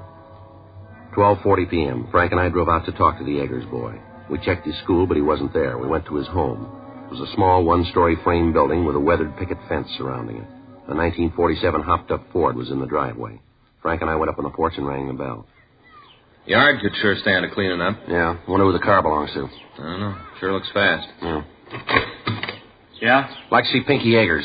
Who are you? Police officers. Well, can't you lay off the kid? Why don't you quit rousting him? Is he here? No, he ain't here, and if he was, I don't think I'd let you see him. That his car? Yeah, it's his. Registered in his name? No, in mine. Now, what are you after the kid for? I want to talk to him. Well, talk to me. I'm his father. Anything you got to say to him, you can tell me. Your boy belonged to a club called the Pink Rat Gang? Why? Does he? I answer no questions till you tell me why you're asking. Now, look, mister, we're not out here to pass the time of day. Your boy's mixed up in something that can turn out to be pretty serious. That right? That's the way it is. Who says it's serious, and what are you talking about? We got word that your boy's mixed up in a gang war that's going to break out this weekend. And you 2 big cops are out here leaning on a kid because he's mixed up in a beef. Listen, there's a 5-year-old kid down the street skating on the sidewalk. Why don't you go put the arm on her? If this war breaks out and somebody's going to get hurt, maybe your boy. We're trying to stop it. Well, don't bother. Pinky can take care of himself. Any of the gangs cause trouble, the rats can swing their end. You want to stop the beef, go talk to the other kids. Tell them to lay off. My boy's gang is now looking for trouble. Any fighting going on, you can talk to the other kids. You check them. Leave my boy alone. We want to talk to him, Mr. Eggers. You going to make a pinch? No, we just want to talk to him. Should have known you were going to take him today. Only 2 of you. Well, I'm telling you, you ain't laying a hand on Pink. You try it, and I'll haul you in every court in the country. Now, get out of here. Where's your boy now? That's none of your business. I told you to get out. Maybe you don't understand, Eggers. This is a gang war. Your boy's helping to build it. All right, so a couple of kids get together in a vacant lot and mix it up. A couple of bloody noses, black eyes, nothing wrong. Makes men out of them. A lot more serious than that. We understand there's going to be guns used in it. You get out of here now. I got some rights. You ain't off the property in 2 minutes flat, I'm going to get a gun and start shooting. You come around here telling me my son's getting mixed up with a bunch of hoodlums using guns? You guys are Section 8s. Maybe Pinky will belt a couple of kids, but there ain't going to be no guns. Only reason they'd use them is that they're around all the time with you cops hounding them. You just can't see a bunch of kids have a little fun, can you? Unless they belong to the stinking clubs you build, you can't stand them. That DAPS or whatever you call it. Kid don't belong to that, ain't no good in your book. Well, I'm telling you something. Any kid that does belong to it's a bum in my book. Now, you get off my property and don't come back, you hear me? Anything happens, Pinky can take care of himself. He'll be okay. Now, you guys leave him alone. I hope he's right.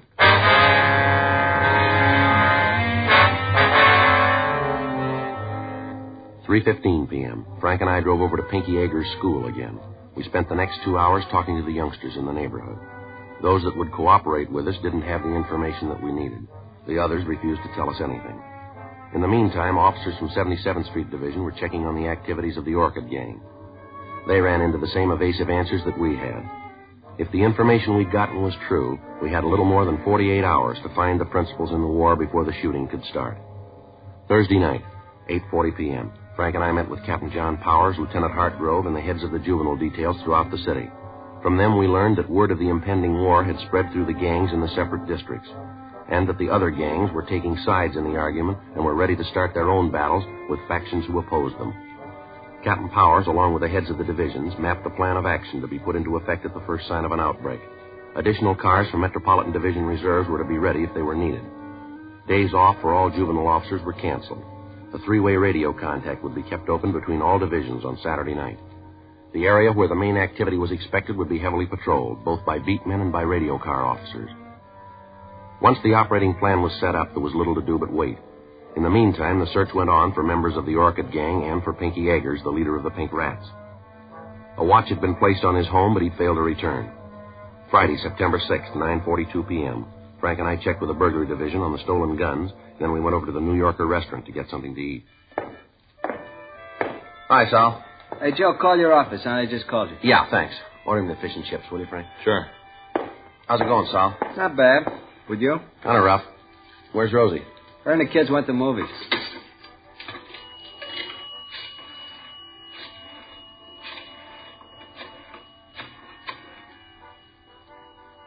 $2568, please. Yeah, George Juvenile. Right. Lieutenant, it's Friday. Well, when did it happen? Well, wait till I get a pencil. Saul, hand me that menu, will you? Yeah. Here you are. All right, go ahead. Yeah, I got it. Yeah. Well, what do you want us to do? Yeah. They know yet? Yeah, all right. No, we'll get right over there. Bye. Never mind the food, Sal. What's the matter? Kids didn't wait until Saturday. They just shot up Highland Park. What's the score? Still coming in. A good start. Yeah. 11-year-old boy killed.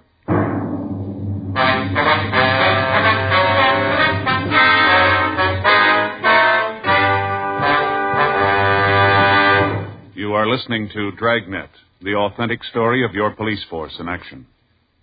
It's taking place at your dealers, cigarette dealers coast to coast. Smokers by the thousands are now changing to Chesterfield. Join them today, and you'll be smoking the only cigarette that gives you proof of low nicotine, highest quality. I want you to know that's a matter of record. And so's this. As I've been telling you, Chesterfield is the only cigarette with this proven record with smokers. No adverse effects to the nose, throat, and sinuses from smoking Chesterfields. Good reasons why you should change to Chesterfield? You bet. Ask for Chesterfield, regular or king size, best for you.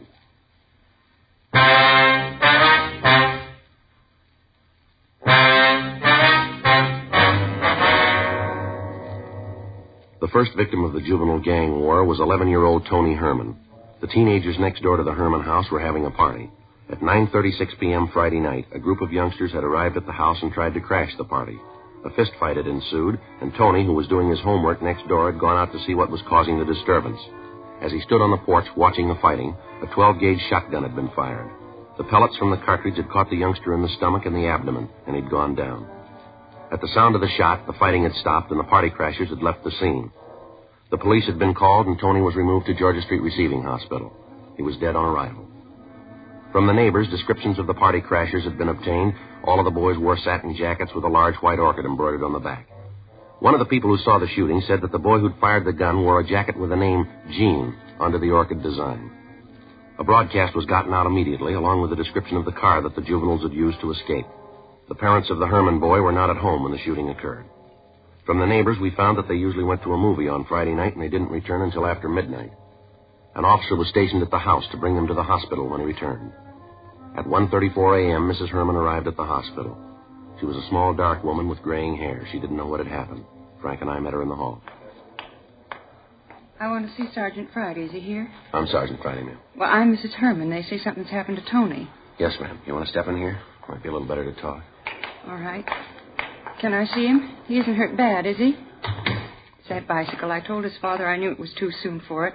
He's so little, and to buy him a big bike like that, well, he couldn't hardly reach the pedals. Well, that's it, isn't it? He fell off the bicycle. No, ma'am. What is it, then? What is it? Something more?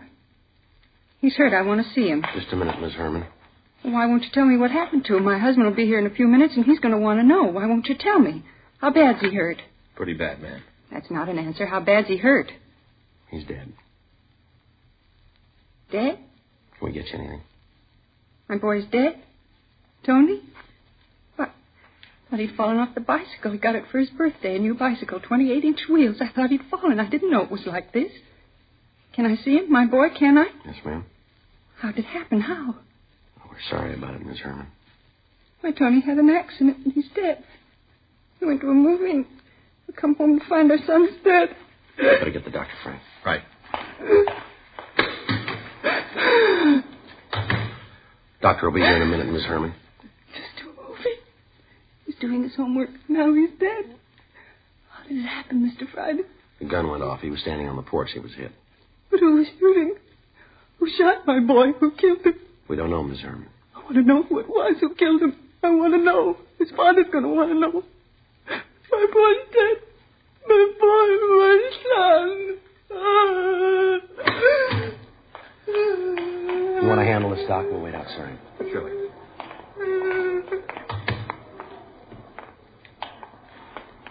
Kind of hard to do. You're going to make up for it. Huh? The kid that fired the gun? Yeah. They got him downstairs.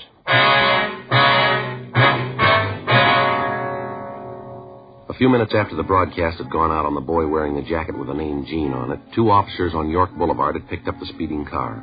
In shaking down the occupants and the car itself, they'd found the jacket hidden under the rear seat. In the trunk of the automobile, they'd found the stolen rifles and the shotgun with 1 discharged cartridge in it. The 3 boys in the car had been taken into custody and brought immediately to Georgia Street. 2 of the youngsters had been taken to the detention cells, and the third, who identified himself as Gene Graff, was brought to the office of the night watch commander. From the identification found in his pockets, we learned his name, address, and his age, 16 years old. His parents were notified that he was being held, and they were asked to come to the office immediately. All the time the boy had been in the room, and the calls had been made, he refused to say anything. When Frank hung up the phone after calling his parents, he made the first statement. What's that going to prove? What's that? Having them come down here. What are you going to prove with that? You want to tell us about it? That's a kid. You going to be all right? No, he's not. How bad's he hurt? He's dead. Rough. That's all you got to say? What do you want me to say? You gunned down an 11-year-old boy, and that's all you got to say about it? Look, cop, I know the routine. You read me off, make a big speech, and I'm supposed to feel real bad. Well, I'd like to go along with you, but it won't work. Look, save the effort. Use the words on somebody else. Do what you're going to do, and let's get it over with. How old are you? You already saw it. How old? 16. Pretty heavy, aren't you? I've been around, yeah. Don't get smart, kid. Not my fault. I was born that way. How many times you been arrested? Couple. How many times? 4. For what? Suspicion 211, suspicion 245. You're 16. You've been picked up for robbery and assault. I didn't stand any of them. You ever been in camp? No. You ever served any time? Look, the taxpayers pay you a lot of money to keep records. Why don't you look all this up? It's there. Where'd you get the shotgun you used tonight?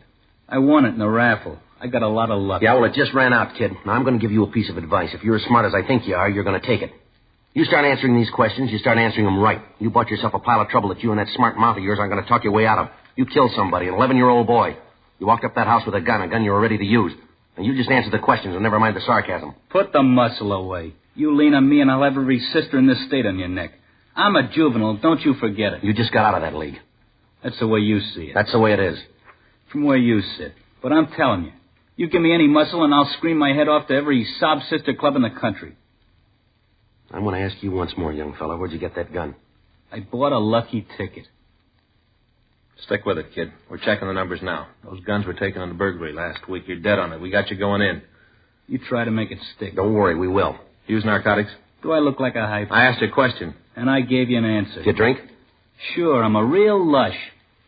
I'm going to tell you something. We're running out of patience with you. Well, then you better go get pumped up. You're going to need a lot more. What were you doing out there tonight? Where? Come off it. You know what I mean. Gently, gently. What were you doing at that party? What do you usually do at a party? I was having a good time. Why'd you take that gun with you? It was in the car. I didn't take it. I went along for the ride. Well, who put it there? I don't know. Other boys say it was yours. That's a lie. Prove it. I don't have to. You got to prove I did know about it. We don't have to prove a thing. There are a couple of people who saw you shoot the kid. Guys you were with that copped out. You're nailed and you know it. We'll see what the judge has to say about it. I've gotten off before. I'll swing it this time. I'm a juvenile. I'm not responsible for what I do. You really believe that, don't you? I said it. You know, I got 2 kids. What do you want, a medal? I got 2 kids. They're pretty good youngsters, too. They go to school, they study hard, and they're trying hard to grow up to be decent human beings. They'll get married and raise ordinary families. They'll never do much of anything special to get their names in the papers. Nobody's going to give them much notice. Maybe that's the way they want it. But all of a sudden, somebody like you comes along, mean and rotten, and people hear about you. They figure all the kids sat down and wrote your name on a ballot, and now you represent all of them. That you're the shining example of American youth. They sit there and shake their heads and talk about what's happening to the younger generation. They got the wrong picture. It isn't true, none of it. You framed it. You act like a big man, and every decent, honest kid comes on looking like a bum. You sit there and blow off about being a juvenile. You like it because you think it'll buy you special privileges. Well, you're wrong, fella, not in my book. As far as I'm concerned, you're a rotten little killer, and you're going to be treated like one. Now you bring out the rubber hose? All right, come on, let's go. Take your coat, boy. You're not coming back this way. Yeah. Come in. Mr. Friday? Yes, Miss Herman. They told me I'd find you here. Is this the boy who did it? Yes, ma'am. What's your name? Answer. Gene Graff. Why'd you do it? Why'd you kill my boy? Did he do something to you? Is that it? Did Tony do something to you? Answer me. Say something. Just tell me one thing. What right do you have? What right does a young hoodlum like you have to stand there alive and breathing and my boy dead? What right? Do you hear me? What right? Miss Herman. Make him tell me what right. What right? What right does he have to do a horrible thing like this? What right? I don't know, but we're going to take it away from him.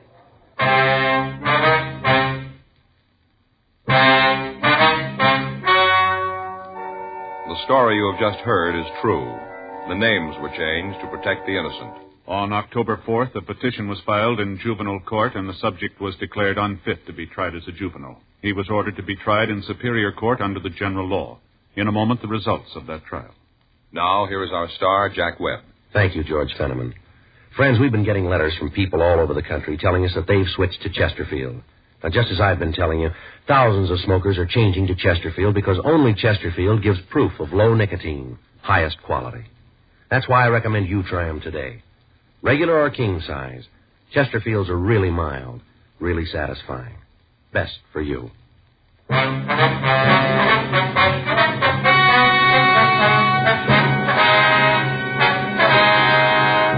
Gene Norton Graff was tried and convicted of murder in the second degree. He was referred to the Youth Authority for punishment. Murder in the second degree is punishable by imprisonment in the state penitentiary for a period of from 5 years to life.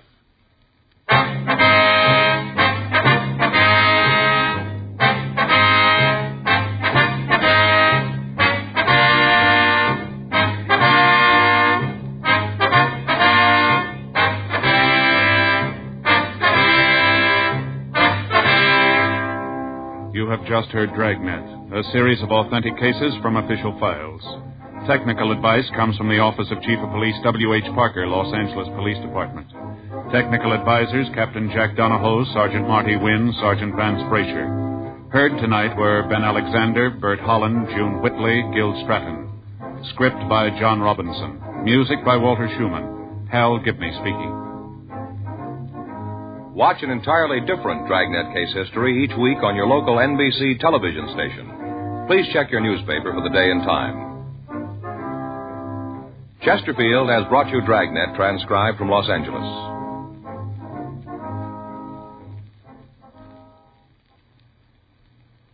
Have you tried new cork tip Fatima? It's the smooth smoke with Fatima tips of perfect cork, king size for longer filtering, and Fatima quality for a much better flavor and aroma. Fatima is made and guaranteed by Liggett & Myers Tobacco Company. Try Fatima today. Hear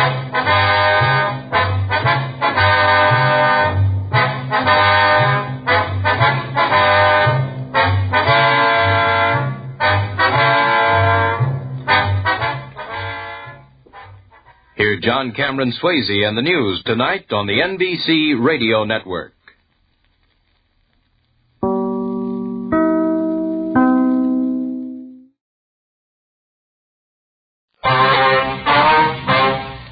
Dragnet.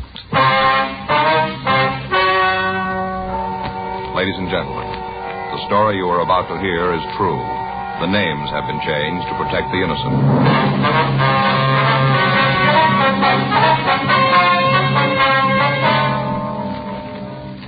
You're a detective sergeant. You're assigned a robbery detail. 3 hold-up men have robbed and beaten 2 supermarket operators in your city. You've got a good description of the thieves. Your job, get them.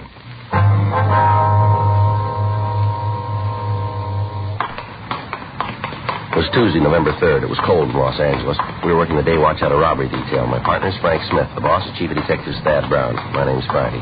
We'd gotten a hot shot call about a robbery, and it was 9:46 a.m. when we got to the corner of Lockwood and Barton Avenues. The Lockton Market. Officer back there. Yeah. Friday and Smith, Central Robbery. Oh, yeah, I'm Jackson, Unit 387. You answered the call? Yeah, we got here a couple of minutes ago. Where's the victim? Back room there. He's pretty bad off. Ambulance attendant's with him now. Mm-hmm.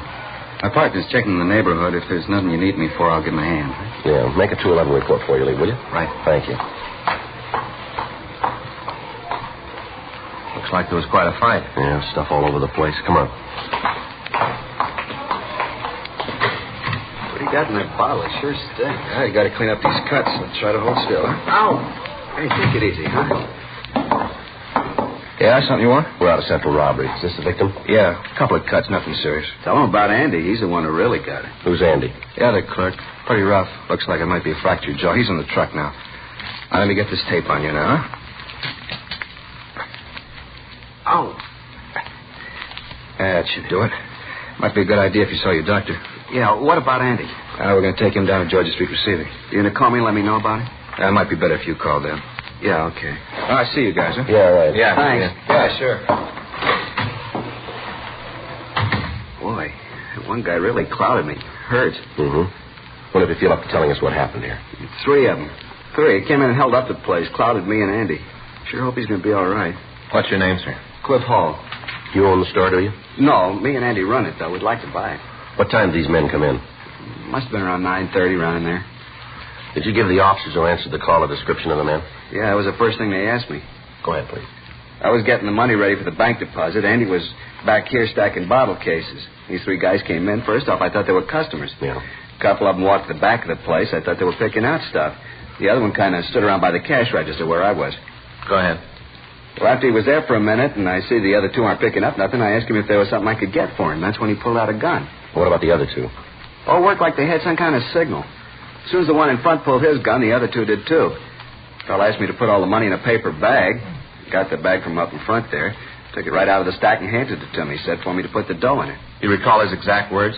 What? The way he said it, the words he used. You recall them?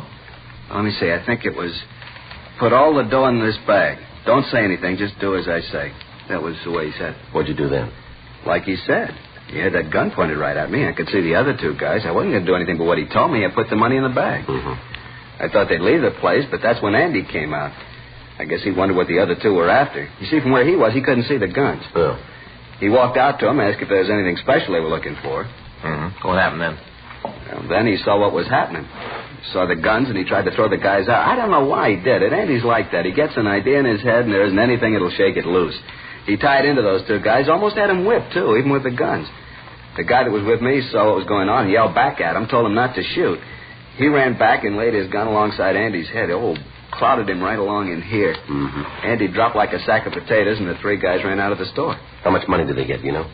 I hadn't finished up with the bank statement yet. I'd just be guessing, but I'd say about $8,000. Might run to 8.5, but that's about it. I see. Now, if you could just give us a description of the men. All 3 of them? If you could, yeah. The one who was with me must have been about 5'11", kind of dark complected, had straight black hair. What color were his eyes? Brown. You have any marks or scars you could see? No. Clean shaven? Yeah, I had a real dark beard. Looked kind of like he had some kind of talcum powder on. Do you remember how he was dressed? Let's see.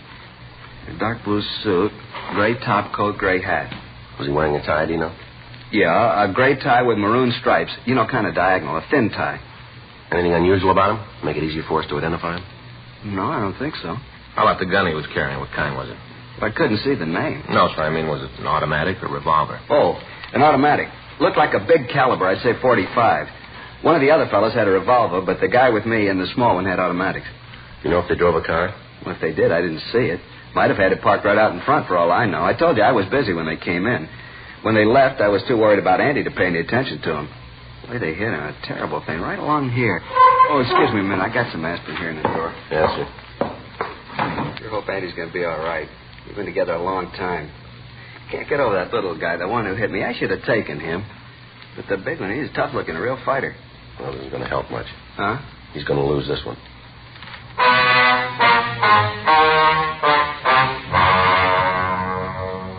We got the descriptions of the other two men, and the supplementary local broadcast was gotten out. The two officers who'd answered the call found a woman in the neighborhood who'd seen three men leave the vicinity immediately after the robbery. She said that she was parked in a car half a block from the store on the same side of the street. She explained that about 9:20 a.m., a car had pulled into a parking place in front of her. She'd seen three men leave the car and walk down the sidewalk in the direction of the Lockton Market. About 10 minutes later, the men came back to the car. They appeared to be in a hurry. One of the men was upset and arguing with the other two. She told the officers that they'd gotten into the car and driven off toward Hollywood Boulevard. We asked her to describe the three men. The description she gave us matched the one we'd gotten of the thieves. She gave us a description of the car, and another supplementary broadcast was put out. We asked her to come down to City Hall to go through the mug books to see if she could give us a positive identification. The report from Georgia Street Receiving Hospital indicated that the victim of the slugging, Andrew Rich, was suffering from a fractured jaw and a concussion. He was given emergency treatment and removed to the county hospital. The crime lab crew came out and they went over the store for physical evidence. They were able to lift 3 partial fingerprints from the counter next to the cash register. Dean Bergman and Leighton Prince explained that the partials were not enough for identification, but that if we apprehended the holdup men, he'd be able to tell us if they'd left the impressions. 10:27 a.m. We took the victim, Clifford Hall, and the woman who'd seen the car to the mug room. They went through the mug books, but they were unable to come up with an identification. We had the stats office make a run on the M.O. They came back with a list of 17 names of men who at one time or another had used the same method of operation. The list was split, and Sergeants Meade and Leitner worked with us in checking the names out. Thursday, 3:48 p.m. Frank and I got to the 6th name on our list. Jerry Evanston, that right? Yeah. Sure dark in this hall. He ought to wash the windows, let some light in. Yeah, here we are.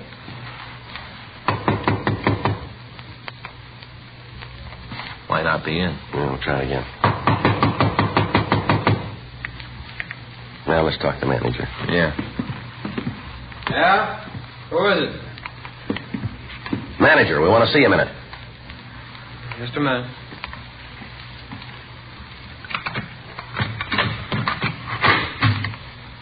What do you want? I was asleep. Come on, Evanston, open up. Yeah, we can get out of here. Police officer. Come on. Watch it, Joe. All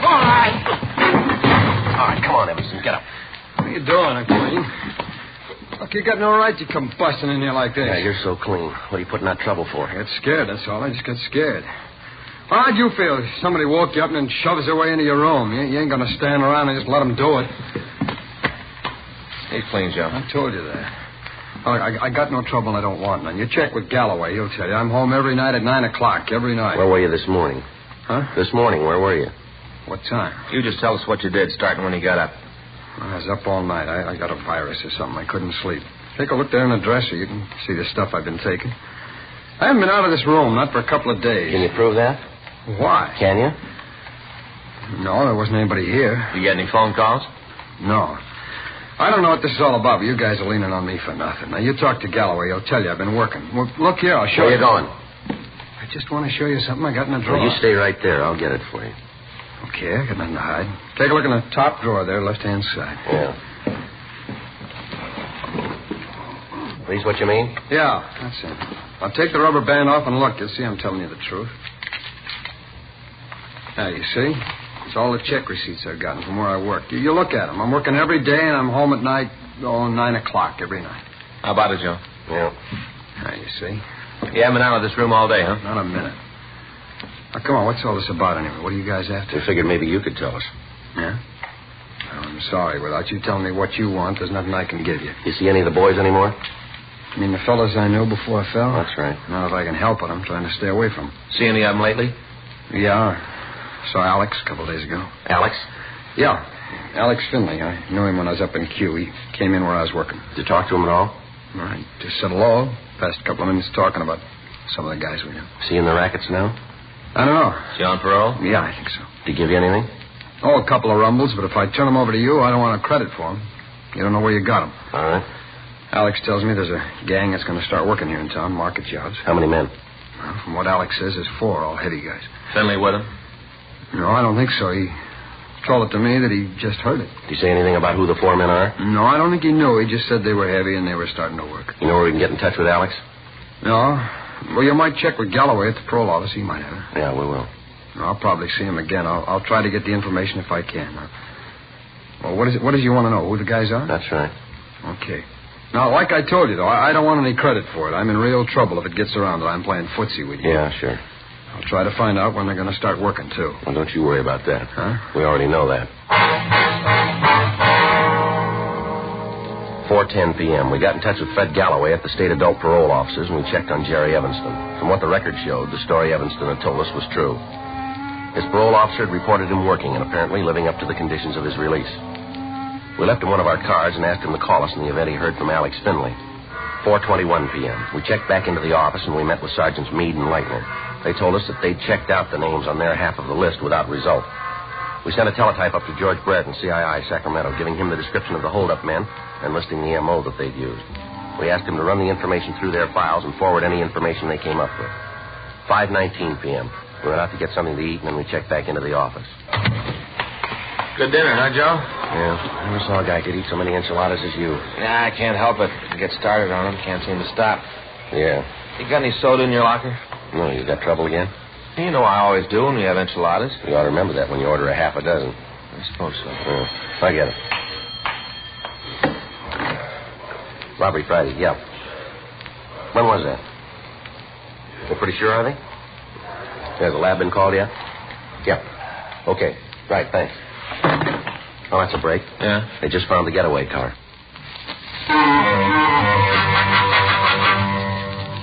6:47 p.m. We left the office and drove out to where the car had been found. It was parked on Lockwood Avenue, 5 blocks from the market that had been robbed. The radio car officers who'd spotted it had called the office immediately when they saw a brown paper bag in the back seat bearing the printed name Lockton Market. A crew from Leighton Prints came out and went over the car. They were able to come up with a single print from a man's index finger. Bergman compared it with the partials found at the market.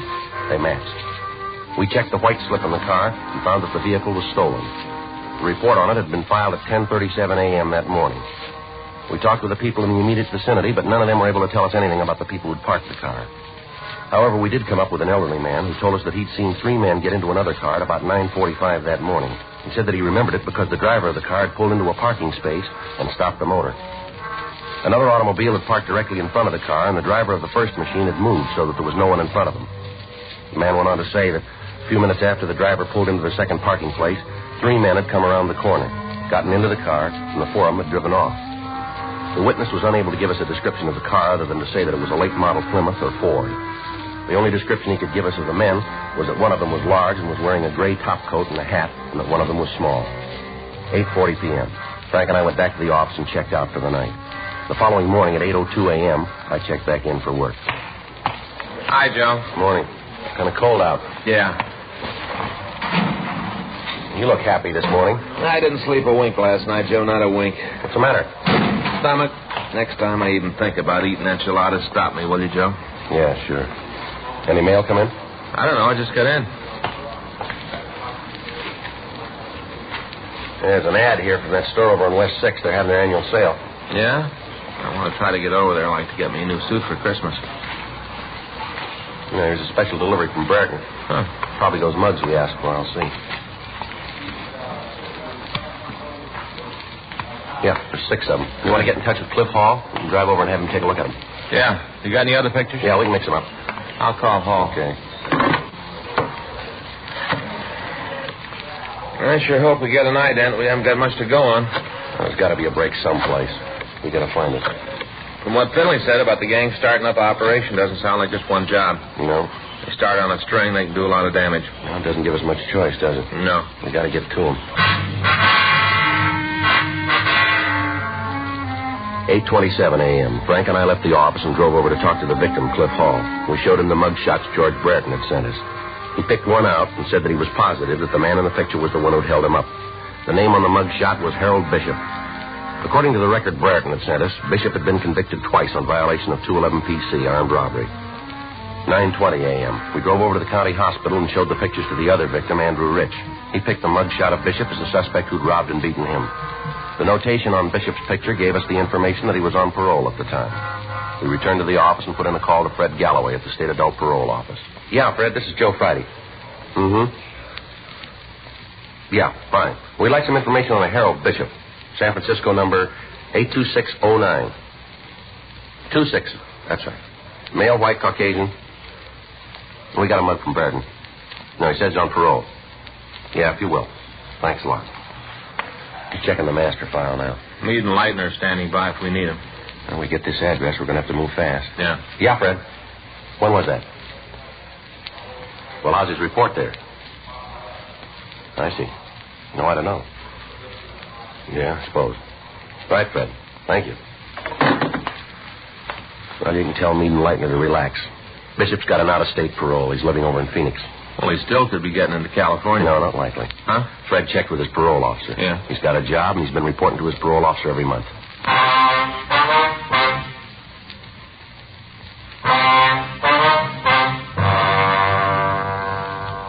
We asked Fred Galloway at the state parole office to contact Bishop's parole officer in Phoenix and check him closely. The report came back that the suspect had a job with a small contractor and that he'd been working regularly. He'd also been giving monthly reports to his officer. We'd had a suspect identified by two of his victims, and yet if the information we'd gotten was correct, it would have been a physical impossibility for him to have committed the robbery. We got a copy of his jacket and looked over his past record. We found that Bishop had been arrested for armed robbery the first time 18 years previously. He'd been brought to trial and acquitted. The next arrest was 10 months after his trial. He'd been convicted and served 6 years at San Quentin. He'd been released, and within 6 months, Bishop had been picked up again. This time, he was sent to Folsom Penitentiary. While he was there, he appeared to be a model prisoner, and after serving 4.5 years, he'd been placed on parole. After leaving the prison, he'd requested, and he'd been granted, an out-of-state leave. In checking Bishop's M.O., we found that it matched exactly that of the thieves who'd held up the Lockton mark. The time of approach was the same. The number of men used was the same. The method of leaving the scene was exact. We had a suspect, and yet he couldn't have committed the crime. 3 weeks passed. On Saturday, November 26th, the thieves hit again. In checking with the victims, they identified the mugshot of Bishop. We put in a long-distance call to the Phoenix Police Department and asked them to check on the suspect. We got word back that he was in their city. They told us that he wasn't at work due to a virus infection. They went on to say that they checked with his landlady and that she told them that Bishop hadn't left his apartment at all on the day of the theft. Monday, November 28th, we got our first break in the case. I'll get it. Robbery, Smith. Yeah. Oh, yeah, Jerry. Uh-huh. You sure about that? Where? Uh-huh. How about the rest of them? Yeah, just a minute. Toss me that pad, will you? Yeah, here you go. Okay, Jerry. Go ahead. Yeah. Mm-hmm. How do you spell that? L-A? L-E-A-H-Y? Uh-huh, I got it. Mm-hmm. You know the address? Yeah. Okay, thanks, Jerry. We'll get in touch with you. Right. Jerry Evanson, remember the guy we talked to over on South 7th? Yeah. Well, the way he tells it, we aren't too far off. How do you mean? He saw Bishop in town last Saturday.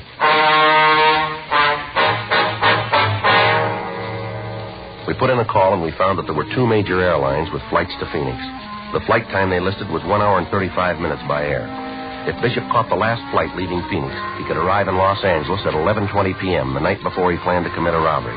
The next day after the holdup, he could catch a plane from the Los Angeles International Airport that would have him back in Phoenix at 8:25 p.m.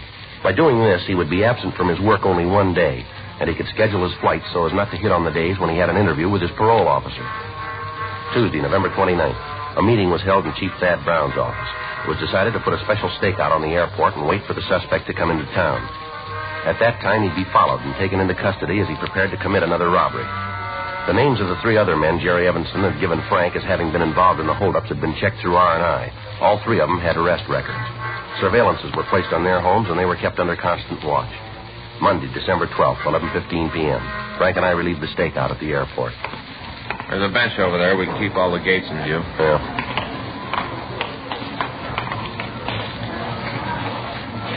Wonder when he's going to hit again. I don't know. The last couple of weeks have sure dragged by, haven't they? Yeah. Anything on the other 3 guys? Well, I talked to Pinky Meade this morning. He and Leitner are staked out at Leahy's apartment. How they doing? Nothing. They're parking the car down the street. From what they say, Leahy's like a clock. He comes in at 5 a.m., leaves at 9 p.m. every day. You got a cigarette? Yeah. Here you go. Joe. Yeah. Bishop. Let's let him get outside. Yeah. Wonder if he's got any luggage. Well, they bring it up outside. We can wait for him there. Now, come on.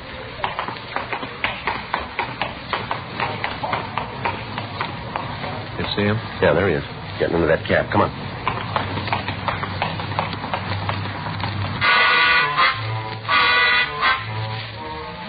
Frank and I got in our car and followed the cab taken by the suspect. We followed him out of the airport grounds and then up La Brea Avenue. The cab turned right on Washington Boulevard and headed for downtown Los Angeles. We pulled up to a stoplight. Still got him? Yeah, he's still up ahead, in front of that blue Mercury. See him? Yeah. You got the number of the cab? Mm-hmm. 2974. There's the light. All right, let's go.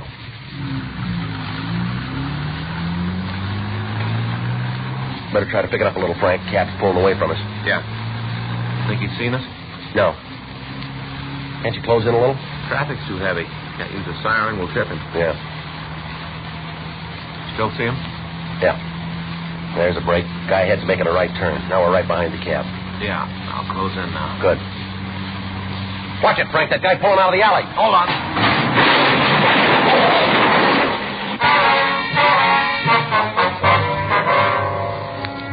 As we drove down the street after the stoplight had changed, the car had failed to make a boulevard stop coming out of an alley, and we'd hit it broadside.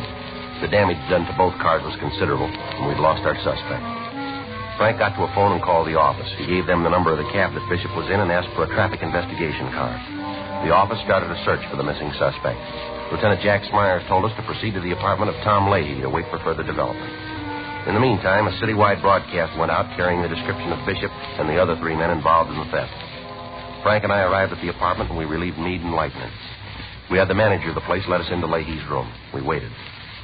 1:30 a.m., 2:30, 4 o'clock, 5:30 a.m. Frank and I had been on duty for over 21 hours. At 5:45, the phone in the apartment rang once, and then it quit. That was the arranged signal between us and the office. Frank put in a call. Lieutenant Smyers told us that officers Max Herman and Ed Benson were on the way out to relieve us. 15 minutes later, we heard somebody in the hall. Joe? Yeah, probably Benson and Herman. Yeah. I'll get it. Watch it, Look Joe. out, look out. Give it up, Bishop. You all right, Joe? Yeah, come on. He's going upstairs. Make it for the roof. Come on. See him? No. You want to take that side? Right. Watch it. Behind the elevator shaft, Joe. Yeah, I see him. Get away from the cop. You're in trouble, Bishop. Don't build any more for yourself. I got nothing to lose. They nailed me again. I'll be up at the joint for life. Don't cost no more to kill you. There's no way off this roof, Bishop. Throw that gun out here and you follow it. You're out of your mind, cop. Give it up, Bishop. Now, come on, throw that gun out. I'm going out, cop. You try to stop me, I'll blow your head off.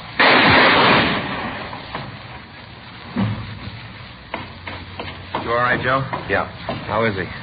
Now, I better call an ambulance. Yeah. What's that fill out of his pocket? Wait a minute. Something he'll never use. Yeah? Airplane ticket to Phoenix.